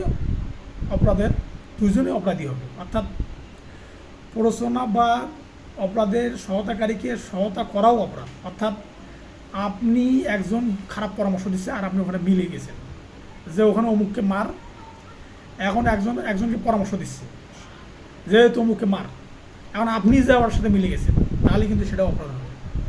তো এই জন্য এটা কিন্তু 108-4 নম্বর ব্যাখ্যা বলা আছে যে সেটাও এক ধরনের অপরাধ। তার মানে একজন সহায়তাকারী অর্থাৎ অপরাধের সহায়তাকারী সাথে আপনি সংযুক্ত হচ্ছেন, তাহলে আপনিও কিন্তু অপরাধী, তাহলে আপনারও শাস্তির আওতায় আসবে। তো যে ষড়যন্ত্রের ফলে অপরাধটি অনুষ্ঠিত হয় সেই ষড়যন্ত্রের যোগদানেই অপরাধ।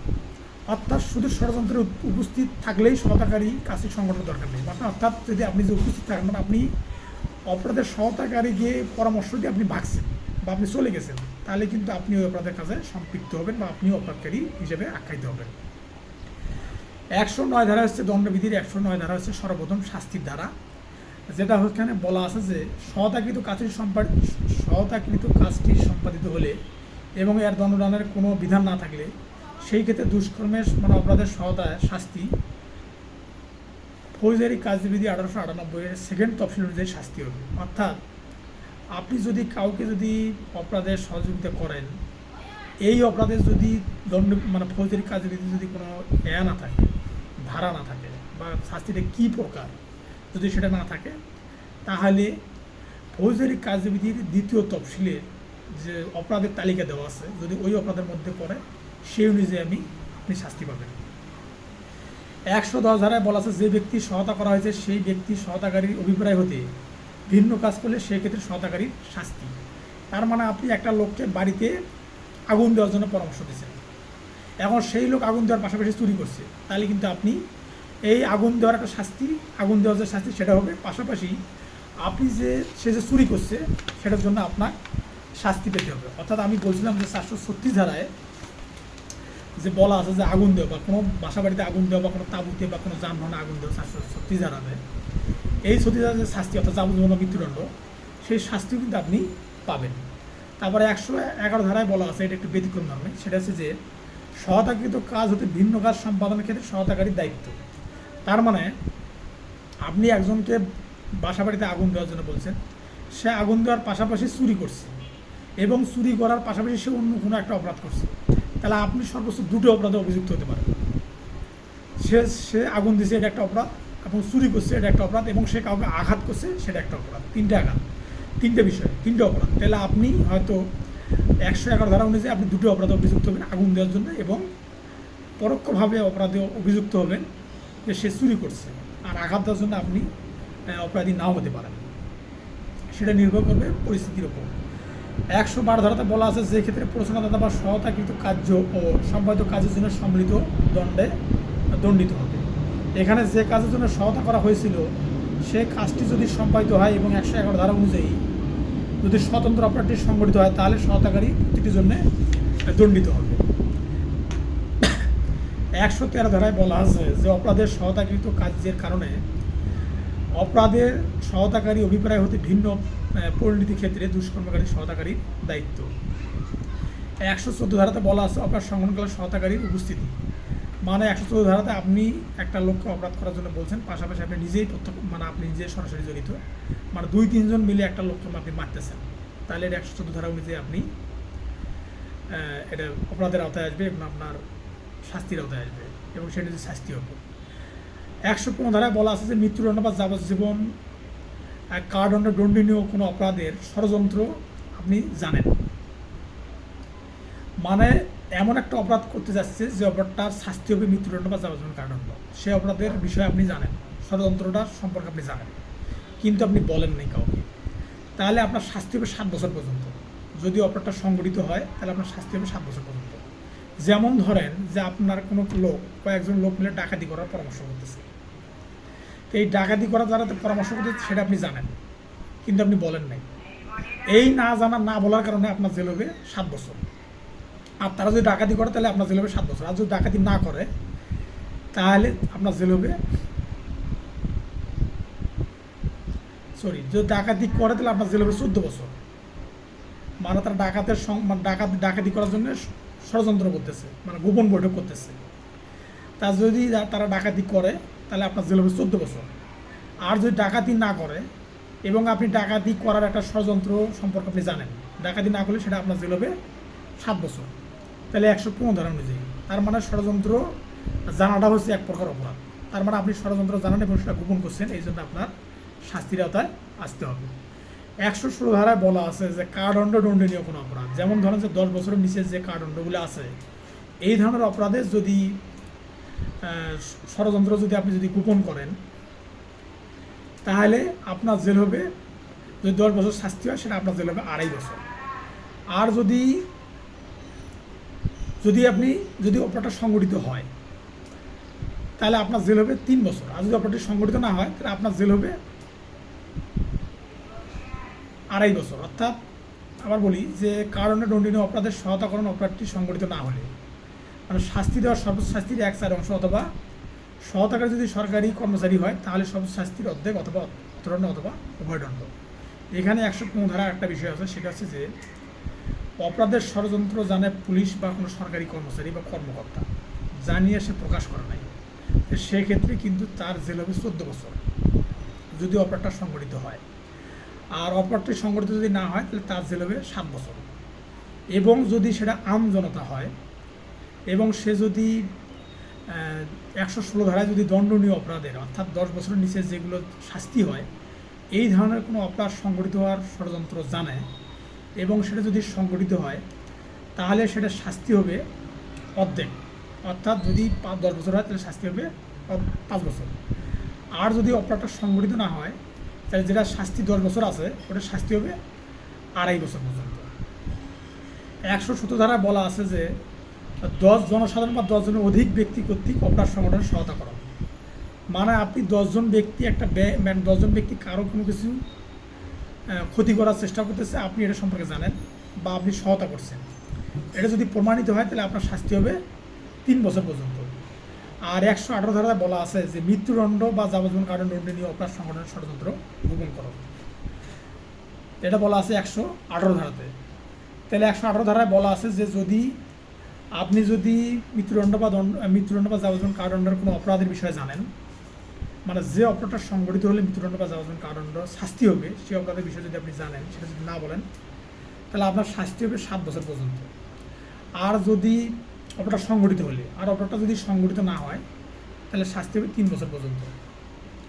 আর 119 ধারায় বলা আছে যে সরকারি কর্মচারী যদি কোনো মৃত্যুদণ্ডনীয় অপরাধের ষড়যন্ত্র যদি জানে, যেমন ধরেন যে রাস্তা ডাকাতি হবে, এটা পুলিশ জানে, এই ষড়যন্ত্রের কথা পুলিশ জানে কিন্তু পুলিশ এটা বলে নাই, তাহলে এটা যদি প্রমাণিত হয় তাহলে তার শাস্তি হবে 14 বছর পর্যন্ত।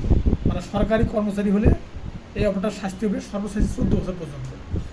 আর যদি এটা যদি সংগঠিত না হয় তাহলে শাস্তি হবে 7 বছর পর্যন্ত। আর 120 ধারা বলা আছে যে কারাদণ্ডনীয় কোনো অপরাধের ষড়যন্ত্র যদি গোপন করে আর সেটা যদি সরকারি লোক হয় তাহলে শাস্তি হবে অর্ধেক, মানে কারাদণ্ডনীয় অপরাধ যেটা। আর যদি সংগঠিত না হয় তাহলে শাস্তি হবে 1/8, যেটা সরকারি এবং বেসরকারি আইন জনতা সবার জন্যে প্রযোজ্য। এখানে বলা আছে যে এক্স নামে একজন ব্যক্তি জেটের ঘর পোড়ানোর জন্য ওয়াইকে পরিচিত করেন।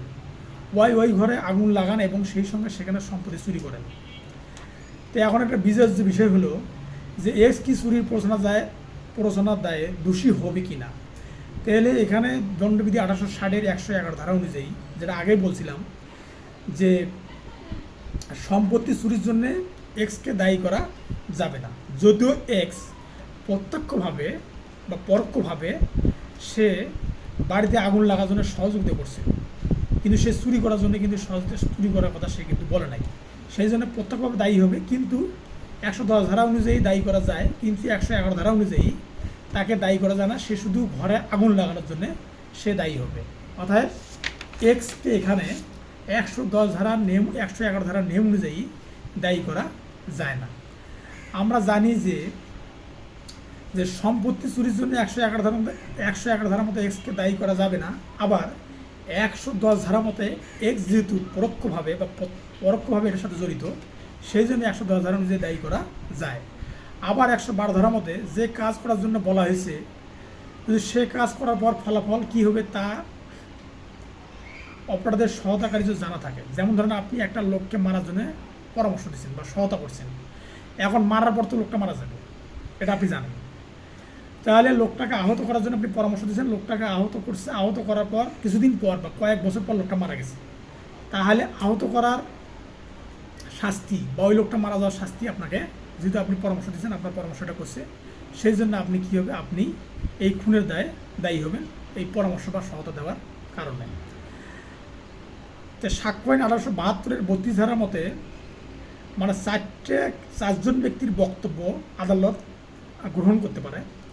সে 4জন ব্যক্তি হচ্ছে যে ব্যক্তিটা মারা গেছে বা যাকে খুঁজে পাওয়া যায় না, বা যে ব্যক্তির সাক্ষী দিতে অক্ষম বা অসুস্থ, আর যে ব্যক্তিটাকে নিয়ে আসা আদালতের জন্য ব্যয় সাক্ষ্য পাওয়ার সময়ের ব্যাপার। যেমন ধরুন যে এক ব্যক্তি সাক্ষী দেওয়ার পর সে বিদেশে চলে গেছে, তো বিদেশ থেকে নিয়ে এসে তার সাক্ষী নেওয়া এটা সম্ভব না। এই জন্য এই 4 শ্রেণীর ব্যক্তির বক্তব্য আদালত মেনে নিতে পারে এবং এটাকে এক প্রকার জনশ্রুতিমূলক সাক্ষ্য বলা হয়। যদিও জনশ্রুতির সাক্ষ্য আইনের 60 ধারা অনুযায়ী গ্রহণযোগ্য না, কারণ 60 ধারাতে বলা আছে মৌখিক সাক্ষ্য অবশ্যই প্রত্যক্ষ হতে হবে, মাস্ট বি ডিরেক্ট। অর্থাৎ 60 ধারা অনুযায়ী মৌখিক সাক্ষ্য অবশ্যই প্রত্যক্ষ হতে হবে, প্রত্যক্ষ ছাড়া কোনো মৌখিক সাক্ষ্য গ্রহণযোগ্য বা আদালত সেটা গ্রহণ করতে পারে না। কিন্তু এই 32 ধারা অনুযায়ী আদালত এই 4 শ্রেণীর ব্যক্তির সাক্ষী গ্রহণ করতে পারে। সেটা আবার 8টা ক্ষেত্র আছে, যা 8টা ক্ষেত্রে এই 4 শ্রেণীর ব্যক্তির সাক্ষ্য গ্রহণ করতে পারে। সে 8টা ক্ষেত্র হচ্ছে যে মৃত্যুর কারণ, মানে 32-1 ধারাতে বলা আছে মৃত্যুর কারণ সম্পৃক্ত যদি হয় তাহলে সেই সাক্ষী আদালত প্রাসঙ্গিক মনে করতে পারবে, গ্রহণ করতে পারে।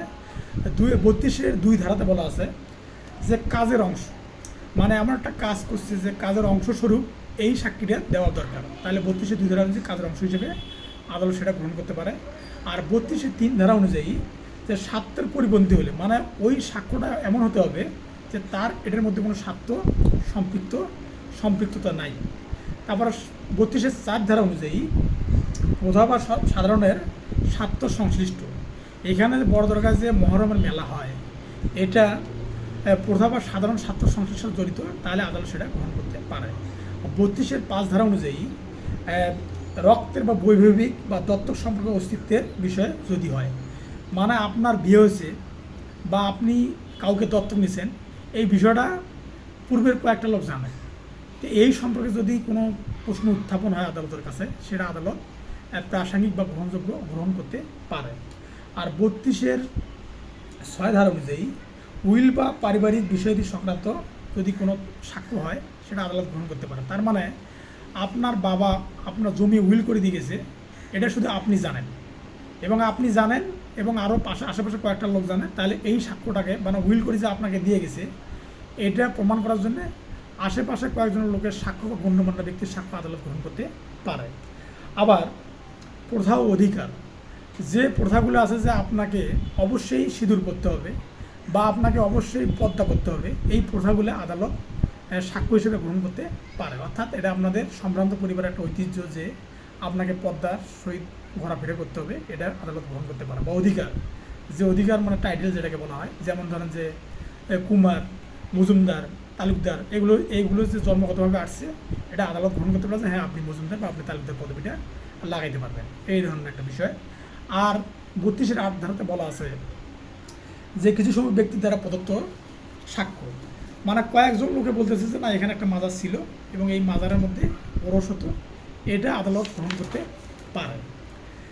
এখানে একটা প্রশ্ন আছে যে মানে এক্স নামে একজন ব্যক্তি দাবি করেছে যে 212 নম্বর দাগের জমিতে তিনি ইরি ধান চাষ করছিলেন, যা এ, বি, ওয়াই এবং জেড জোরপূর্বক কেটে নেন এবং তিনি বাধা দিতে গেলে তাকে মারধরও করেন।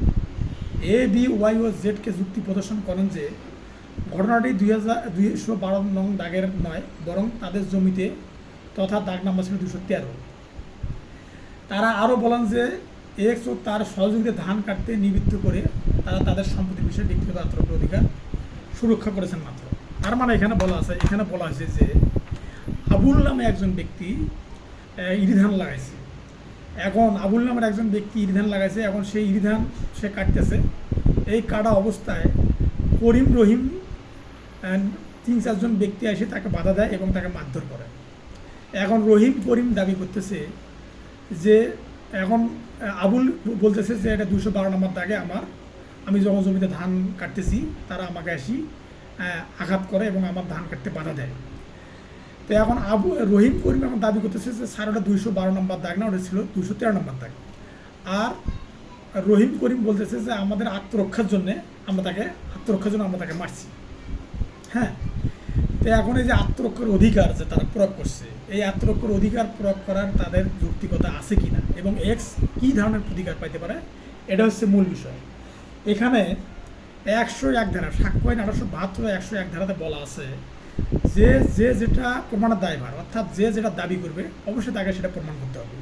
এখানে রহিম, করিম যেহেতু তারা সাধারণ ব্যতিক্রম অর্থাৎ দণ্ডবিধির সাধারণ ব্যতিক্রমের ধারা দাবি করছে যে আমাদেরকে মারতে আসছে বিলা আমাদের দেহের আত্মরক্ষার জন্য আমরা আবুলকে মারছি, তাহলে রহিম, করিমকে প্রমাণ করতে হবে 105 ধারা অনুযায়ী, সাক্ষ্য আইনে 105 ধারা অনুযায়ী যে তাদের আত্মরক্ষার জন্য তারা এটা সংগঠিত করেছে।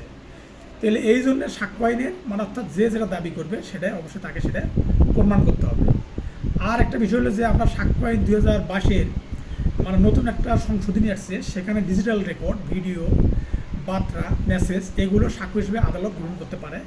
এখানে একটা প্রশ্ন হলো যে ডিজিটাল রেকর্ডের বিষয়বস্তু সম্পর্কে মৌখিক স্বীকৃতি কি প্রাসঙ্গিক কিনা। এখানে সাক্ষ্য আইনের 222-এর এ ধারাতে বলা আছে যে ডিজিটাল রেকর্ডের বিষয়বস্তু সম্পর্কে মৌখিক সাক্ষ্য অবশ্যই প্রাসঙ্গিক হবে। তার মানে 22 ধারাতে বলা, সাক্ষ্য আইনের 22 ধারাতে বলা ছিল যে দলিলের বিষয়বস্তু প্রমাণ করতে মৌখিক সাক্ষ্য প্রাসঙ্গিক। আর এটা 2022 সালের 20 নভেম্বর এটাকে সংশোধন করে এখানে ডিজিটাল রেকর্ডের ক্ষেত্রে মৌখিক সাক্ষ্য অবশ্যই প্রাসঙ্গিক, অর্থাৎ দলিলের বিষয়বস্তু প্রমাণ করতে মৌখিক সাক্ষ্য প্রাসঙ্গিক, পাশাপাশি দলিলের বিষয়বস্তু প্রমাণ করতে মানে ডিজিটাল রেকর্ডের বিষয়বস্তু প্রমাণ করতে মৌখিক সাক্ষ্য প্রাসঙ্গিক, সেটা হলো 22-এর এ ধারা অনুযায়ী। মানে তদন্তকালে একজন পুলিশ কর্মকর্তার কাছে প্রকাশ করা যে গুলি করে বিকে খুন করেছে। মানে একটা ঘটনা বলি যে আবুল তদন্তকালে একজন পুলিশ কর্মকর্তার কাছে মানে আবুল নামে এক ব্যক্তিকে গ্রেপ্তার করা হয়েছে এবং সে পুলিশের তদন্ত করার সময় সে বলতেছে যে আমি বাশার নামে এক লোককে খুন করেছি পিস্তল দিয়ে, এবং পিস্তল দিয়ে খুন করার কারণে সেই পিস্তলটা আছে হলো একটা জঙ্গলে এবং তার কথা মতে পিস্তলটা উদ্ধার করছে। তাহলে এখন পুলিশ পুলিশের কাছে দেওয়া সাক্ষ্য কতটুকু গ্রহণযোগ্য হবে আদালতের কাছে, এটা হচ্ছে মূল বিষয়। এখানে যেহেতু এখানে এর স্বীকারোক্তিমূলক বক্তব্যটি কতটুকু পর্যন্ত সাক্ষ্য হিসেবে ব্যবহার করা যেতে পারে কি না, অবশ্যই এটা পারে। কারণ সাক্ষ্য আইন 1872-এর 25 ধারাতে বলা আছে যে পুলিশের কাছে দেওয়া বক্তব্য গ্রহণযোগ্য নয়। আবার 27 ধারাতে বলা আছে যে পুলিশের কাছে দেওয়া বক্তব্য প্রেক্ষিতে যদি কোনো আলামত উদ্ধার হয় তাহলে সেটা সাক্ষ্য হিসেবে গ্রহণযোগ্য। যেহেতু আবুল নামের ব্যক্তি পুলিশের কাছে বলছে যে আমি বাশারকে খুন করেছি একটা পিস্তল দিয়ে, সেই পিস্তলটা জঙ্গলে রেখেছি, অমুক জঙ্গলে ফেলেছি, যদি সে পিস্তলটা উদ্ধার করতে পারে সাক্ষ্য আইনের 27 ধারা অনুযায়ী এটা সাক্ষ্য হিসেবে আদালত গ্রহণ করবে এবং সেই অনুযায়ী শাস্তি প্রদান করবে। আর তামাদির সময়, তামাদি আইন 1908-এর সময় গণনা হয় কীভাবে? তামাদির সময় গণনা আমরা জানি যে তামাদি আইনে 1 থেকে 29টা ধারা আছে এবং সেখানে 1 থেকে 130টা অনুচ্ছেদ আছে। এই 30টা অনুচ্ছেদের মধ্যে মানে অর্থাৎ 29টা ধারার মধ্যে যে সময় তামাদি সময়গুলো গণনাতে বাদ যাবে সেটা হচ্ছে 12 থেকে 25 ধারা। এই 12 ধারাতে বলা আছে যে আইন অনুযায়ী কার্য ধারা যে পরিমাণ সময় গণনাতে বাদ দিতে হবে, এটা 4টি ক্ষেত্রে। 13 ধারায় বলা আছে যে বাংলাদেশে এবং অন্যান্য কয়েকটি এলাকা হতে বিবাদীর অনুপস্থিতির সময় গণনাতে বাদ যাবে। অর্থাৎ যদি আপনার মামলার কারণ উদ্ভব হয় এবং সেই লোক যদি বিবাদী যদি দেশের বাইরে থাকে, সে না আসা পর্যন্ত আপনার মামলা তামাদি হবে না, সে আসলে পরে মামলার তামাদি হবে।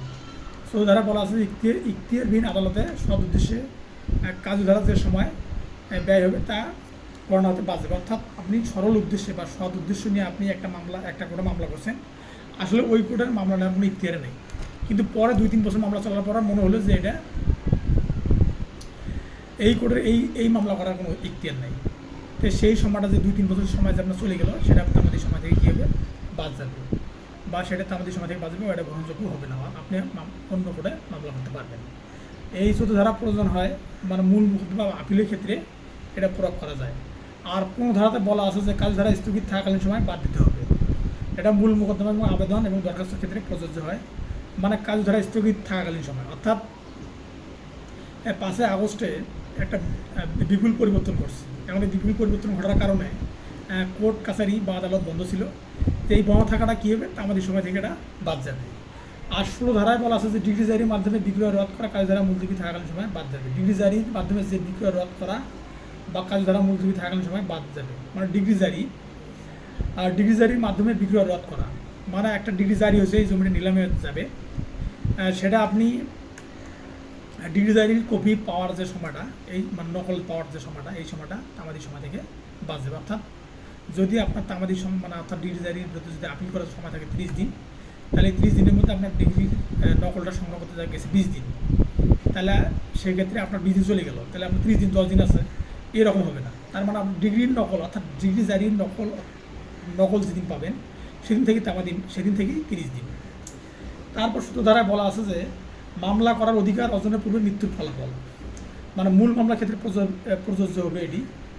মানে মামলা করার অধিকার অর্জনের পূর্বে মৃত্যুর ফলাফল, অর্থাৎ মানে আপনি মামলা করার আগেই মানে অর্থাৎ তামাদি সময় শেষ হওয়ার আগে লোকটা মারা গেছে, তাহলে তার যে ভাবি উত্তরাধিকার যে আছে অর্থাৎ ছেলে মেয়ে যারা আছে তারা মামলা করার অধিকার অর্জন করতে পারবে। হ্যাঁ, কিন্তু এটা প্রযোজ্য হবে না অগ্রক্রয়ের মামলায়। তার মানে আপনার বাবা আগে একটা অগ্রক্রয় অর্থাৎ আগে চুক্তি করছিল, এই ধরনের মামলায় কিন্তু এটা প্রযোজ্য হবে না। আবার স্থাবর সম্পত্তি দখলের মোকদ্দমায়, তার মানে স্থাবর সম্পত্তি দখল করার আপনার অনেক আপনি আগেই স্থাবর সম্পত্তি দখলের জন্য ব্যবস্থা করছেন, কিন্তু পরবর্তীতে আসিয়া এটা করা যাবে না, পরবর্তী এই ক্ষেত্রে আপনি এই 17 ধারা সুবিধা পাবেন না। মানে একটা মামলা চলমান আছে, তো চলমান মামলা এখন কে মারা যাবে না যাবে সেটা পরের কথা, সেটার জন্য তার মামলা থেমে থাকবে না, সেটা অবশ্যই তার নিয়ম অনুযায়ী মামলাটা পরিচালিত হবে। তারপর বংশগত পদ বা উত্তরাধিকার সূত্রে প্রাপ্ত অধিকার লাভের মামলায়, তার মানে একটা মামলা আপনার বাবা করে গেছে, আপনি বংশগতভাবে তো ওই মামলা পরবর্তীতে আপনাকে পরিচালনা করতে হবে, এটা তো হচ্ছে নিয়ম। তো সেই অনুযায়ী আপনি যদি বলেন যে আমার এখান থেকে মৃত্যুর ফলাফল, এখানে মৃত্যুর কারণ বা মৃত্যুর সংঘটিত কারণ বাদ দিতে হবে, তাহলে সেটা আদালত সেটা গ্রহণ করবে না। 118 ধারায় বলা আছে যে প্রতারণার ফলাফল, 118 ধারায় বলা আছে প্রতারণার ফলাফল, অর্থাৎ আপনাকে যদি প্রতারিত করার উদ্দেশ্যে যদি আপনার কাছ থেকে কোনো কিছু কেউ নেয় এবং সেটা আপনি যেদিন সর্বপ্রথম জানতে পারবেন সেদিনে প্রতারণার ফলাফল সম্পর্কে বা সেদিন আপনি মামলা করতে পারবেন। দেখা গেল যে আপনি একটা জমির মালিক, কিন্তু প্রতারিতভাবে অর্থাৎ প্রতারণার মাধ্যমে আপনাকে বলা হয়নি যে আপনি এই জমির মালিক, যেদিন আপনি সর্বপ্রথম জানতে পারবেন যে প্রতারণা, আপনি ওই জমিটার মালিক বা প্রতারণা করেছে আমার সঙ্গে, আপনার ভাবি উত্তরে গিয়ে ভাই বা বড় ভাই বা ছোটো ভাই যে কোনো ভাই হতে পারে, তো আপনি ওই জমিটার মালিক কিন্তু এটা আপনার ভাই বা আপনার আত্মীয় স্বজনকে বলে নাই, তাহলে আপনি যেদিন সর্বপ্রথম জানবেন সেদিন আপনি ওই সম্পর্কে মামলা করতে পারবেন। এখানে বলা আছে 19 ধারা যে লিখিত প্রাপ্তি স্বীকারের ফলাফলের লিখিতভাবে প্রাপ্তি স্বীকারের ফলাফল, যদি লিখিতভাবে কেউ কোনো কিছু আপনার কাছে স্বীকার করে তাহলে সেটা অবশ্যই আপনি সেটা পাওয়ার যোগ্য এবং সেটা বিষয়ে আপনি মামলা করতে পারবেন। 20 ধারা বলা আছে সুদ প্রদানের ফলাফল। 20 ধারায় বলা আছে সুদ প্রদানের ফলাফল, তার মানে যদি কোনো অর্থের মামলায় বা যদি আপনি কারো কাছে টাকা পান, সেটা যদি আপনাকে যদি টাকা যদি সুদ আসে তাহলে আপনি অবশ্যই সেটা আপনি পাইতে পারেন। 21 ধারায় বলা আছে যে অক্ষম ব্যক্তির প্রতিনিধি, মানে অক্ষম ব্যক্তির প্রতিনিধি বলতে যে আপনার বাবা হচ্ছে পাগল হয়ে গেছে, তো সেই পাগল বাবার সন্তান হিসেবে আপনার অধিকার থাকবে মামলা করার। 22 ধারা অনুযায়ী নতুন বাদী বা বিবাদীকে পক্ষভুক্ত করার ফলাফল, মানে 22 ধারা অনুযায়ী যদি কোনো বাদী বা বিবাদী পক্ষভুক্ত করা লাগে সেটা 22 ধারা অনুযায়ী, তামাদি আইন 1908 ধারা অনুযায়ী সেটা করা যাবে। 23 ধারা অবিরাম চুক্তি ভঙ্গ করা বা অন্যায় করার ফলাফল, মানে অবিরাম চুক্তি ভঙ্গ করতেছেন, মানে একটা মানে বলতেছেন যে আপনি লোন নিছেন ব্র্যাক থেকে লোন নেওয়ার পরে আপনি বলেছেন আজ আসেন কাল আসেন, কিন্তু আপনি যতবার তাকে সময় দিয়েছেন ততবার কিন্তু এটার ফলাফল অব্যাহত থাকবে এবং এই ফলাফল চলতে থাকবে, অর্থাৎ এটা কিন্তু কন্টিনিউ থাকবে, এটার কোনো তামাদি সময় হবে না, মানে অর্থাৎ তামাদিটা বাড়তে থাকবে, যতবার আপনি সময় নেবেন ততবার একটা তামাদি সময় বাড়তে থাকবে। 24 ধারা, অর্থাৎ আপনি ব্র্যাক থেকে লোন নিয়েছেন নিয়ে, মানে এখন তো লোনের অর্থাৎ কিস্তির অর্থাৎ কোনো ঋণের জন্যে চুক্তি সম্পাদনের জন্য 1 বছরের মধ্যে মামলা করতে হবে। এখন আপনি মনে করতেছেন যে আপনার খালি কোনো মতো 1 বছর পার করতে পারলেই আমার বিরুদ্ধে আর কিছুই করতে পারবে না, এই ক্ষেত্রে কিন্তু এটা প্রযোজ্য হবে না, কারণ আপনি লোন নিয়েছেন, লোন নিয়ে আপনি প্রতি মাসে ডেট চেঞ্জ করতেছেন, তাহলে কিন্তু ওটা যতবার ডেট চেঞ্জ করুন ততবার কিন্তু ওদের তামাদি সময়টা বাড়বে। তার মানে 1 বছরের মধ্যে অর্থাৎ 1 বছর অর্থাৎ মানে আপনি 1 বছর পরে যা বলতেছেন যে না এটা তো তামাদি হয়ে গেছে, এটা কিন্তু বলার কোনো সুযোগ থাকবে না। 24 ধারায় বলা আছে যে বিশেষ ক্ষতির কারণ না হলে যে কাজের জন্য মামলা করা যায় না তার জন্য ক্ষতিপূরণের মামলা, তার মানে আপনার বাড়ির পাশে আপনার বাড়ির সাথে একটা পুকুর খুঁড়তেছে বা ডিগি খুঁড়তেছে, তা ডিগি খোঁড়ার কারণে আপনার বাড়িটা ধসে যেতে পারে, ডিগি খোঁড়ার কারণে বা অর্থাৎ বালু উত্তোলনের কারণে আপনার কী হতে পারে, আপনার বাসা বাড়ি ধসে যেতে পারে। তাহলে ধসে যাওয়ার যেদিন অর্থাৎ মানে ধসে যাওয়ার আগ মুহূর্ত পর্যন্ত আপনি মামলা করতে পারবেন না, যেদিন ধসে যাবে মানে প্রথম দিন ধসে যাবে সেদিন আপনি মামলা করতে পারবেন ক্ষতিপূরণের মামলা, অর্থাৎ বিশেষ ক্ষতির কারণ না হলে আপনি মামলা করতে পারবেন না, এটা তামাদি আইনের 24 ধারা অনুযায়ী। অর্থাৎ একজন ব্যক্তি আপনার বাড়ির পাশে পুকুর ডিগি খুঁড়তেছে, খনন করতেছে, এই ডিগি খোঁড়ার কারণে যদি আপনার ক্ষতি হয় তাহলে আপনি অবশ্যই ক্ষতিপূরণ পাবেন এবং ক্ষতিপূরণে মামলা করতে পারবেন। 25 ধারায় বলা আছে যে দলিলের উল্লেখিত সময়ের গণনা, আমরা জানি যে যেহেতু এটা ব্রিটিশরা এই আইন তৈরি করছে, তাহলে ব্রিটিশদের যে ইংরেজি ক্যালেন্ডার এই অনুযায়ী আমাদের সময় বা দিনকাল গণনা করা হয়। তা আমাদের সময় বৃদ্ধি গণনার পদ্ধতিগুলো আলোচনা করুন, যেগুলো আমরা জানি যে তামাদির সময় বৃদ্ধি হয়েছে 12 থেকে 25 ধারার মধ্যে তামাদির সময় বৃদ্ধির জন্য পদ্ধতিগুলো আলোচনা করা হয়েছে। তো এখানে বলা আছে যে আপনার যদি তামাদি হয়ে যায় কোনো মামলা, তাহলে আপনি 3 ধারা অনুযায়ী আপনি আর মামলা করতে পারবেন না। তারপরে 5 ধারা অনুযায়ী যদি আপনার আপিল যদি তামাদি হয়ে যায়, আপিল বা কোনো রিভিউ বা রিভিশন যদি আপনি রিভিশন করতে চান, মানে কোনো রায়ের বিরুদ্ধে যদি আপনি আপিল করতে চান, তাহলে আপনি তামাদি হওয়ার পরেও আপনি আবেদন করতে পারবেন, সেটা হচ্ছে 5 ধারা অনুযায়ী, ওটাকে বিলম্ব মওকুফ বলা হয় বা কন্ডেমনেশন অফ ডিলে যেটাকে ইংলিশে বলা হয়। আর এখানে একটা বিষয় বলা আছে যে এই যেটা বললাম যে আপনার বাড়ির পাশেই পুকুর করতেছে বা ডিগি বানাচ্ছে, এমন একটা ক্ষতি না হওয়া পর্যন্ত আপনি মামলা করতে পারবেন না, সেটা 24 ধারা অনুযায়ী। তারপর এখানে বলা আছে যে 14 ধারায় মানে সৎ উদ্দেশ্যে যদি আপনি কোনো আদালতে মামলা করেন এবং সেটা যদি মামলা যদি পরে দেখা যায় যে আসলে যে আদালতে আপনি মামলা করছেন সেই আদালতের ইখতিয়ার নাই বা এই বিষয়ে মামলা তার কোনো ইখতিয়ার নাই, সেটা সে আগে প্রকাশ করে নাই, কিন্তু এই প্রকাশ না করার কারণে আপনার অনেক ক্ষতি হয়ে গেছে, তাহলে আপনি কী করতে পারবেন, আপনি পরবর্তী 2-3 বছর যাই সময় চলে যাক, কিন্তু পরবর্তীতে আপনি আবার এটা মামলা করতে পারবেন। আর 11 নম্বর প্রশ্নে বলা আছে যে আপনি যদি উকিল যদি মক্কেলকে লিখিতভাবে কোনো বলে লিখিতভাবে কোনো কিছু স্বীকৃতি দেয় যে আমি এটা করে দেব, তা সেটা আদালতের কাছে প্রযোজ্য হবে কি না।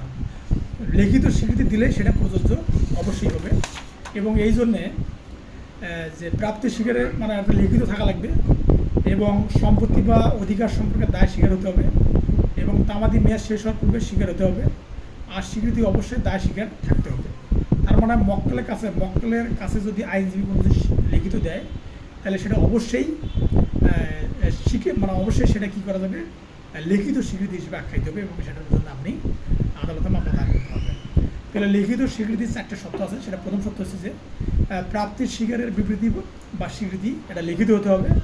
আর 2 নম্বর, সম্পত্তি বা অধিকার সম্পর্কে দায় স্বীকার হতে হবে, মানে এটা এটা এটা হওয়া লাগবে সম্পত্তি বা অধিকার সম্পর্কে দায় স্বীকার। আর 3 নম্বর বলা আছে যে তামাদি মেয়াদ শেষ হওয়ার পূর্বে সেটা স্বীকৃতি থাকা লাগবে। এখন আপনার তামাদি মানে কোনো চুক্তি বা কোনো দলিল সংশোধনের জন্য দায় স্বীকারের সময় হচ্ছে 1 বছর, দলিলের জন্য হচ্ছে 3 বছর। এখন 3 বছর 6 বছর পরে যা আপনি বলতেছেন যে এটা হবে কি না, সেটা কিন্তু হবে। মানে আপনাকে লিখিত স্বীকৃতির পর থেকে 1 বছরের মধ্যে আপনাকে স্বীকৃত মামলা করতে হবে, ওটাকে বাস্তবায়ন করার জন্য। আবার স্বীকৃতি অবশ্যই দায় স্বীকার সম্পর্কে হতে হবে, মানে সেই স্বীকৃতিটা অবশ্যই দায় স্বীকার সম্পর্কে হবে, অর্থাৎ আপনি বিনিময়ে, অর্থাৎ আপনি একটা জিনিস নিচ্ছেন বা একটা জিনিস বিনিময়ে আপনি এই দায় স্বীকারটা হতে হবে যে আপনি আমাকে টাকা ধার দিচ্ছেন, আমি এই টাকাটা 1 বছরের মধ্যে আপনাকে পরিশোধ করে দেবো, এরকম বিনিময় থাকা লাগবে, তাহলে ওটা দায় স্বীকৃতি হিসেবে আখ্যায়িত হবে। তাহলে এক্স দাবি করে যে ওয়াই তাকে দাতা দেখিয়ে প্রতারণার মাধ্যমে 15/3/2024 তারিখে একটি দলিল সম্পাদন করেন। দলিলটি গত 19/3/2024 তারিখে নিবন্ধিত হয়। এক্স বিষয়টি 18/3/2025 তারিখে প্রথম জানতে পারেন। অতঃপর এক্স 18/4/2025 তারিখে আবেদন করে 22/5/2025 তারিখে দলিলটি সইমোহরকৃত সংগ্রহ করেন। তাহলে এক্স এখানে দলিল বাতিলের মোকদ্দমা করতে চান।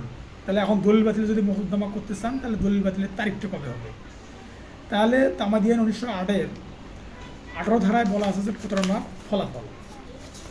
এই প্রতারণার ফলাফলে বলা আছে যে কোনো মোকদ্দমা বা দরখাস্ত দাখিলের অধিকারী ব্যক্তির নিকট থেকে প্রতারণার মাধ্যমে তার অধিকার বা সত্ত্বের বিষয় গোপন করা হয়ে থাকলে তার তামাদির সময় গণনা শুরু হবে বাদী যেদিন সর্বপ্রথম প্রতারণা বিষয়ে জানতে পারবে, তারপর সর্বপ্রথম দলিল হাজির করতে পারবে, তারপর 3 নম্বর দলিলটি হাজির করতে বাধ্য করতে পারবে। তার মানে আপনার প্রতারণা বিষয়ে যেদিন সর্বপ্রথম আপনি জানবেন সেদিন থেকে আপনার তামাদি মেয়াদ শুরু হবে। 2 নম্বর হচ্ছে যে দলিল হাজির করতে পারবেন আপনি, মানে আপনি দলিল হাজির করতে পারবেন। আর 3 নম্বর হচ্ছে যে দলিল হাজির করতে বিবাদী পক্ষকে বাধ্য করতে পারবেন, সেদিন থেকে আপনার তামাদি মেয়াদ শুরু হবে। অর্থাৎ দলিল সংশোধনের জন্য 3 বছর তামাদি পাবেন, 3 বছরের মধ্যে দলিল সংশোধনের মামলা করতে হবে। তাই আলোচ্য ঘটনায় দেখা যাচ্ছে এক্স প্রতারণার বিষয়ে সর্বপ্রথম জানতে পারেন 18/3/2025 তারিখে। সেই জন্যে দলিল বাতিলের মোকদ্দমা করতে পারে 91 অনুচ্ছেদ অনুযায়ী 3 বছরের মধ্যে। আর সেই জন্য সইমোহরযুক্ত দলিল প্রাপ্তির আবেদন করে হাতে পান 22/5/2025 তারিখে। অর্থাৎ 18 ধারায় 91 তামাদি আইনের 91 অনুচ্ছেদ মতে অবগত হওয়ার দিনটিকে প্রাধান্য দেওয়া হয়েছে। তাই এক্সের দলিল বাতিলের মোকদ্দমার সর্বশেষ তারিখ হবে প্রথম জানার তারিখ থেকে 18/3/2025 তারিখ থেকে 3 বছর। The Bangladesh legal practitioner bar council order 1972-এর 5 আদেশে বাংলাদেশ বার কাউন্সিলের গঠন এবং 10 আদেশে কার্যাবলী সম্পর্কে আলোচনা করা আছে।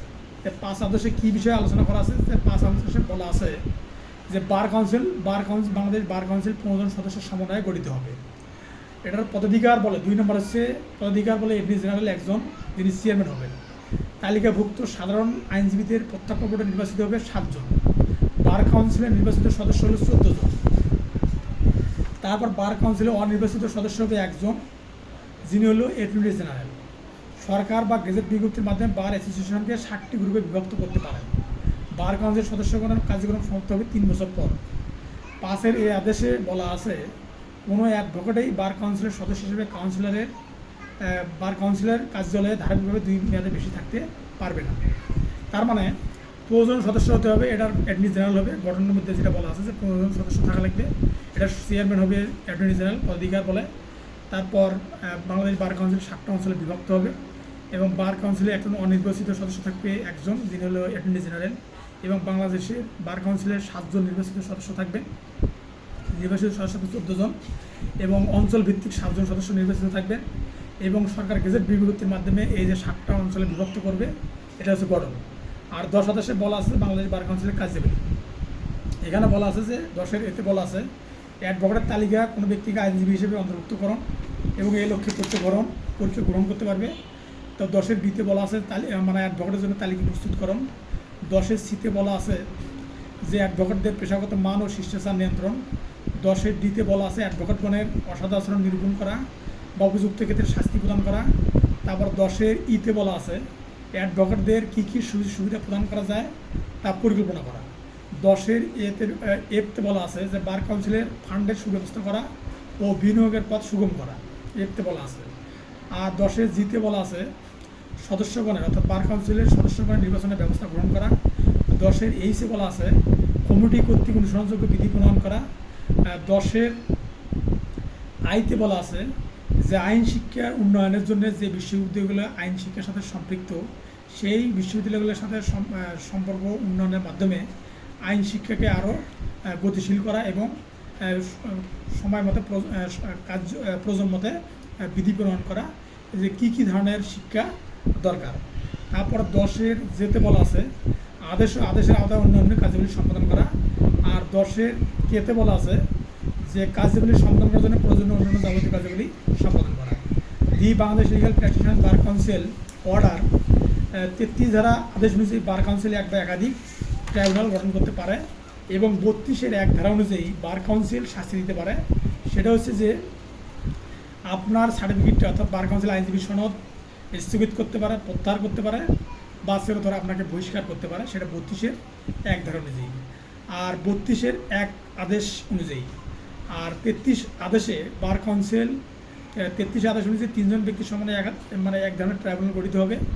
আর ট্রাইব্যুনালের 34 ধারা অনুযায়ী অর্থাৎ যে 33 আদেশের ট্রাইব্যুনাল গঠিত হবে, সেই 33 আদেশের ট্রাইব্যুনাল কার্যাবলী সম্পাদন করবে Bangladesh bar council legal practitioner bar council order and rules 1972-এর 34 ধারা অনুযায়ী। সেখানে 34 ধারা অনুযায়ী যে কার্যাবলীগুলো পরিচালনা করবে সেটা হচ্ছে যে তদন্ত করতে পারবে, শুনানির তারিখ নির্ধারণ করতে পারবে, তারপর খারিজ প্রদান করতে পারবে, মানে ক্ষমতা প্রদান করতে পারবে, বা তারপরে অব্যাহতি বা শাস্তি প্রদান করতে পারবে, তারপরে মেয়াদ নির্ধারণ করতে পারবে, তারপরে ক্ষতিপূরণ দাবি করতে পারে, মানে ক্ষতিপূরণের আদেশ দিতে পারে, তার খরচ সংক্রান্ত আদেশ দিতে পারে বা রিভিউ করতে পারে বা সনদপত্র ফেরত দিতে পারে। তাহলে 9টা ক্ষেত্রে অর্থাৎ 34 ধারা যে কার্যাবলীগুলো পরিচালনা করে সেটা হচ্ছে যে তদন্ত বা শুনানির তারিখ নির্ধারণ, তারপর ক্ষমতা প্রদান, তারপর অব্যাহতি বা শাস্তি, তারপর মেয়াদ নির্ধারণ, ক্ষতিপূরণ, তারপর খরচ সংক্রান্ত আদেশ বা রিভিউ বা সনদ প্রদান, এগুলো করতে পারে। এবং 32-এর 1 আদেশ অনুযায়ী বার কাউন্সিল আইনজীবীর অসৎ আচরণের জন্য আইন চর্চার অধিকার স্থগিত বা সনদপত্র বাতিল বা চিরতরে বাতিল করতে পারে। এখন আইনজীবী একজন অসৎ আচরণের জন্য দায়ী হলে তাহলে আপনি কিভাবে অভিযোগ দায়ের করবেন, সেটা হচ্ছে যে আপনাকে তারিখ দিতে হবে, তারপর সচিব বরাবর আবেদন করতে হবে বাংলাদেশ বার কাউন্সিল ভবন 3 নম্বর ক্যাপ্টেন মুসর আলী সরণি, ঢাকা। বিষয় অসৎ আচরণের জন্য অর্থাৎ আইনজীবী অসৎ আচরণের জন্য আইনানুগ ব্যবস্থা গ্রহণের প্রসঙ্গে বিনীত নিবেদন এই যে আমি নিম্ন স্বাক্ষরকারী ঢাকা আইনজীবী সমিতির একজন প্রবীণ সদস্য আইনজীবীদের জন্য প্রণীত পেশাগত নীতিমালার প্রতি শ্রদ্ধাশীল লোক বটে। 2 নম্বর হবে নিম্ন তফসিলভুক্ত আইনজীবী ঢাকা আইনজীবী সমিতির একজন সদস্য আইনজীবীদের জন্য প্রণীত পেশাগত নীতিমালার প্রতি অশ্রদ্ধাশীল ব্যক্তি বটে। 3 নম্বর হচ্ছে নিম্ন তফসিলভুক্ত আইনজীবী আদালতের বিরতিকালে একজন বিচারকের খাস কামরায় প্রবেশ করেন এবং অপর পক্ষের আইনজীবীর অনুপস্থিতিতে একটি মামলার মুলতবির আদেশ প্রাপ্ত হন। তিনি এই ধরনের কাজ প্রায় করেন। 4 নম্বরটা হলো যেহেতু উক্ত আইনজীবী জজ বা বিচারক কর্মকর্তার সাথে ব্যক্তিগত সম্পর্ক রাখার মাধ্যমে মামলার বিভিন্ন আদেশ প্রাপ্ত হন। 5 নম্বর হচ্ছে যেহেতু আইনজীবী এই ধরনের আচরণ the Bangladesh legal practitioner bar council order and rules 1972-এর canons of professional conduct and এডিকুইটির 3য় অধ্যায়ের আদালতের প্রতি কর্তব্য সম্পৃক্ত 4 নং বিধির সরাসরি লঙ্ঘন, যা বার কাউন্সিল কর্তৃক বিচার্য। 6 নম্বর হচ্ছে যেহেতু উক্ত আইনজীবী ক্যাননস of professional conduct and Eduquity ভঙ্গ করার কারণে তার বিচার হওয়া আবশ্যক। অতএব উপযুক্ত বিষয়টি আমলে নিয়ে বার কাউন্সিল ট্রাইব্যুনালের মাধ্যমে উক্ত আইনজীবীকে যথোপযুক্ত শাস্তি দেওয়া একান্ত মর্জি হয়। বিনীত নিবেদক এখানে হচ্ছে রহিম বা আপনি হতে পারেন। যদি আপনি হন তাহলে আপনার ঠিকানা দিতে হবে। অ্যাডভোকেট, যেহেতু একজন আইনজীবীরা অভিযোগ করছে, অ্যাডভোকেট ঢাকা আইনজীবী সমিতি, সদস্য নাম্বার 98,775, মোবাইল নাম্বার 0177, তারপর তফসিল দিতে হবে আব্দুল করিম অ্যাডভোকেট ঢাকা আইনজীবী সমিতি, সদস্য নাম্বার এত, মোবাইল নাম্বার এত। হলফনামা থাকবে, হলফনামাতে থাকবে আব্দুর রহিম পিতা জলিল কল্যাণপুর অ্যাডভোকেট ঢাকা আইনজীবী সমিতি, সদস্য নাম্বার 98,775, মোবাইল নাম্বার 0123456788, ধর্ম ইসলাম, জাতীয়তা বাংলাদেশি, জাতীয় পরিচয়পত্র নম্বর এত। এই মর্মে ঘোষণা করছি যে আমি অভিযোগকারী অভিযোগের বিষয়বস্তু জানি, আমি হলফনামা সম্পাদন করলাম। অর্থাৎ এই মর্মে শপথ ঘোষণা করছি যে আমি অভিযোগকারী অভিযোগের বিষয়বস্তু জানি, আমি হলফনামা সম্পাদন করতে সক্ষম। তারপরে এই আবেদনের বা অভিযোগের বিবরণসমূহ আমার জানা ও বিশ্বাস মতে সত্য ও সঠিক জেনে আজ 28/6/2025 তারিখে নিজ নাম স্বাক্ষর করিলাম। এখন হলফকারীর স্বাক্ষর। তারপর হলফকারী আমার পরিচিত এবং তিনি আমার সামনে নিজ নাম স্বাক্ষর করেছেন। তারপর একজন যে ঘটনায় দেখা যায় যে অ্যাডভোকেট পেশাগত অসৎ আচরণের করেছে বলে গণ্য হবে। The Bangladesh legal practitioner bar council order 1972-এর canons of professional conduct and etiquette দ্বিতীয় অধ্যায়ে আইনজীবীর সাথে মক্কেলের সম্পর্ক বিষয়ক 14টি বিষয় আছে, যেখানে 2 নম্বর বিধিতে বলা হয়েছে গোপনীয় বিষয় বিরোধী পক্ষের আইনজীবী হবে না বা মক্কেলের গোপনীয়তা রক্ষা করবেন। যেহেতু এই বিধি অনুযায়ী তিনি তার রিটেনারশিপ শেষ হওয়ার পর কোম্পানির বিপক্ষে মামলা পরিচালনা করতে পারেন না, কারণ তিনি এই কোম্পানিতে রিটেনারশিপ সম্পূর্ণ করেছেন এবং পরিচালক সম্পর্কে কিছু অবগত হয়েছেন, যার দরুন 2 নং বিধিতে মতে যেখানে কাজ করবেন তার বিরুদ্ধে আইনজীবী হিসেবে অন্যের পক্ষে মামলা পরিচালনা করা যাবে না। করলে ক্যাননস অফ প্রফেশনাল কন্ডাক্ট অ্যান্ড এটিকুইটি লঙ্ঘিত হবে এবং যা বার কাউন্সিল কর্তৃক শাস্তিযোগ্য। আমরা জানি যে ক্যাননস অফ প্রফেশনাল কন্ডাক্ট অ্যান্ড এটিকুইটি এটাতে 4টে অধ্যায় আছে। তো 4টে অধ্যায় প্রথম অধ্যায়ে বলা আছে যে আইনজীবীর সাথে আইনজীবীর সম্পর্ক। তাই আইনজীবীর সাথে আইনজীবীর সম্পর্ক এটা হবে হচ্ছে 11টা বিধি আছে এটি, এবং আইনজীবীর সাথে মক্কেলের সম্পর্ক এখানে 14টা বিধি আছে। তারপর আইনজীবীর সাথে আদালতের সম্পর্ক এখানে 9টা বিধি আছে, আর আইনজীবীর সাথে জনগণের সম্পর্ক এখানে বিধি আছে 8টা। তাহলে এই বিধিগুলোর মধ্যে বলা আছে যে কি আইনজীবীরা কি করতে পারবে এবং কি করা যাবে না। তাহলে এই বিধিগুলোর মধ্যে এই যে দ্বিতীয় অধ্যায়ে অর্থাৎ আইনজীবীর সাথে মক্কেলের যে সম্পর্ক বা মক্কেলের সাথে আইনজীবীর যে সম্পর্ক, এটা 2 নম্বর বিধিতে বলা আছে যে গোপনীয় কোনো বিষয় অর্থাৎ মক্কেলের গোপনীয় কোনো বিষয় প্রকাশ করা যাবে না। যদি সেটা করে তো সেটা ক্যাননস অফ প্রফেশনাল কন্ডাক্ট অ্যান্ড এটিকুইটি লঙ্ঘিত হবে, যেটা বার কাউন্সিলের ট্রাইব্যুনাল কর্তৃক শাস্তিযোগ্য।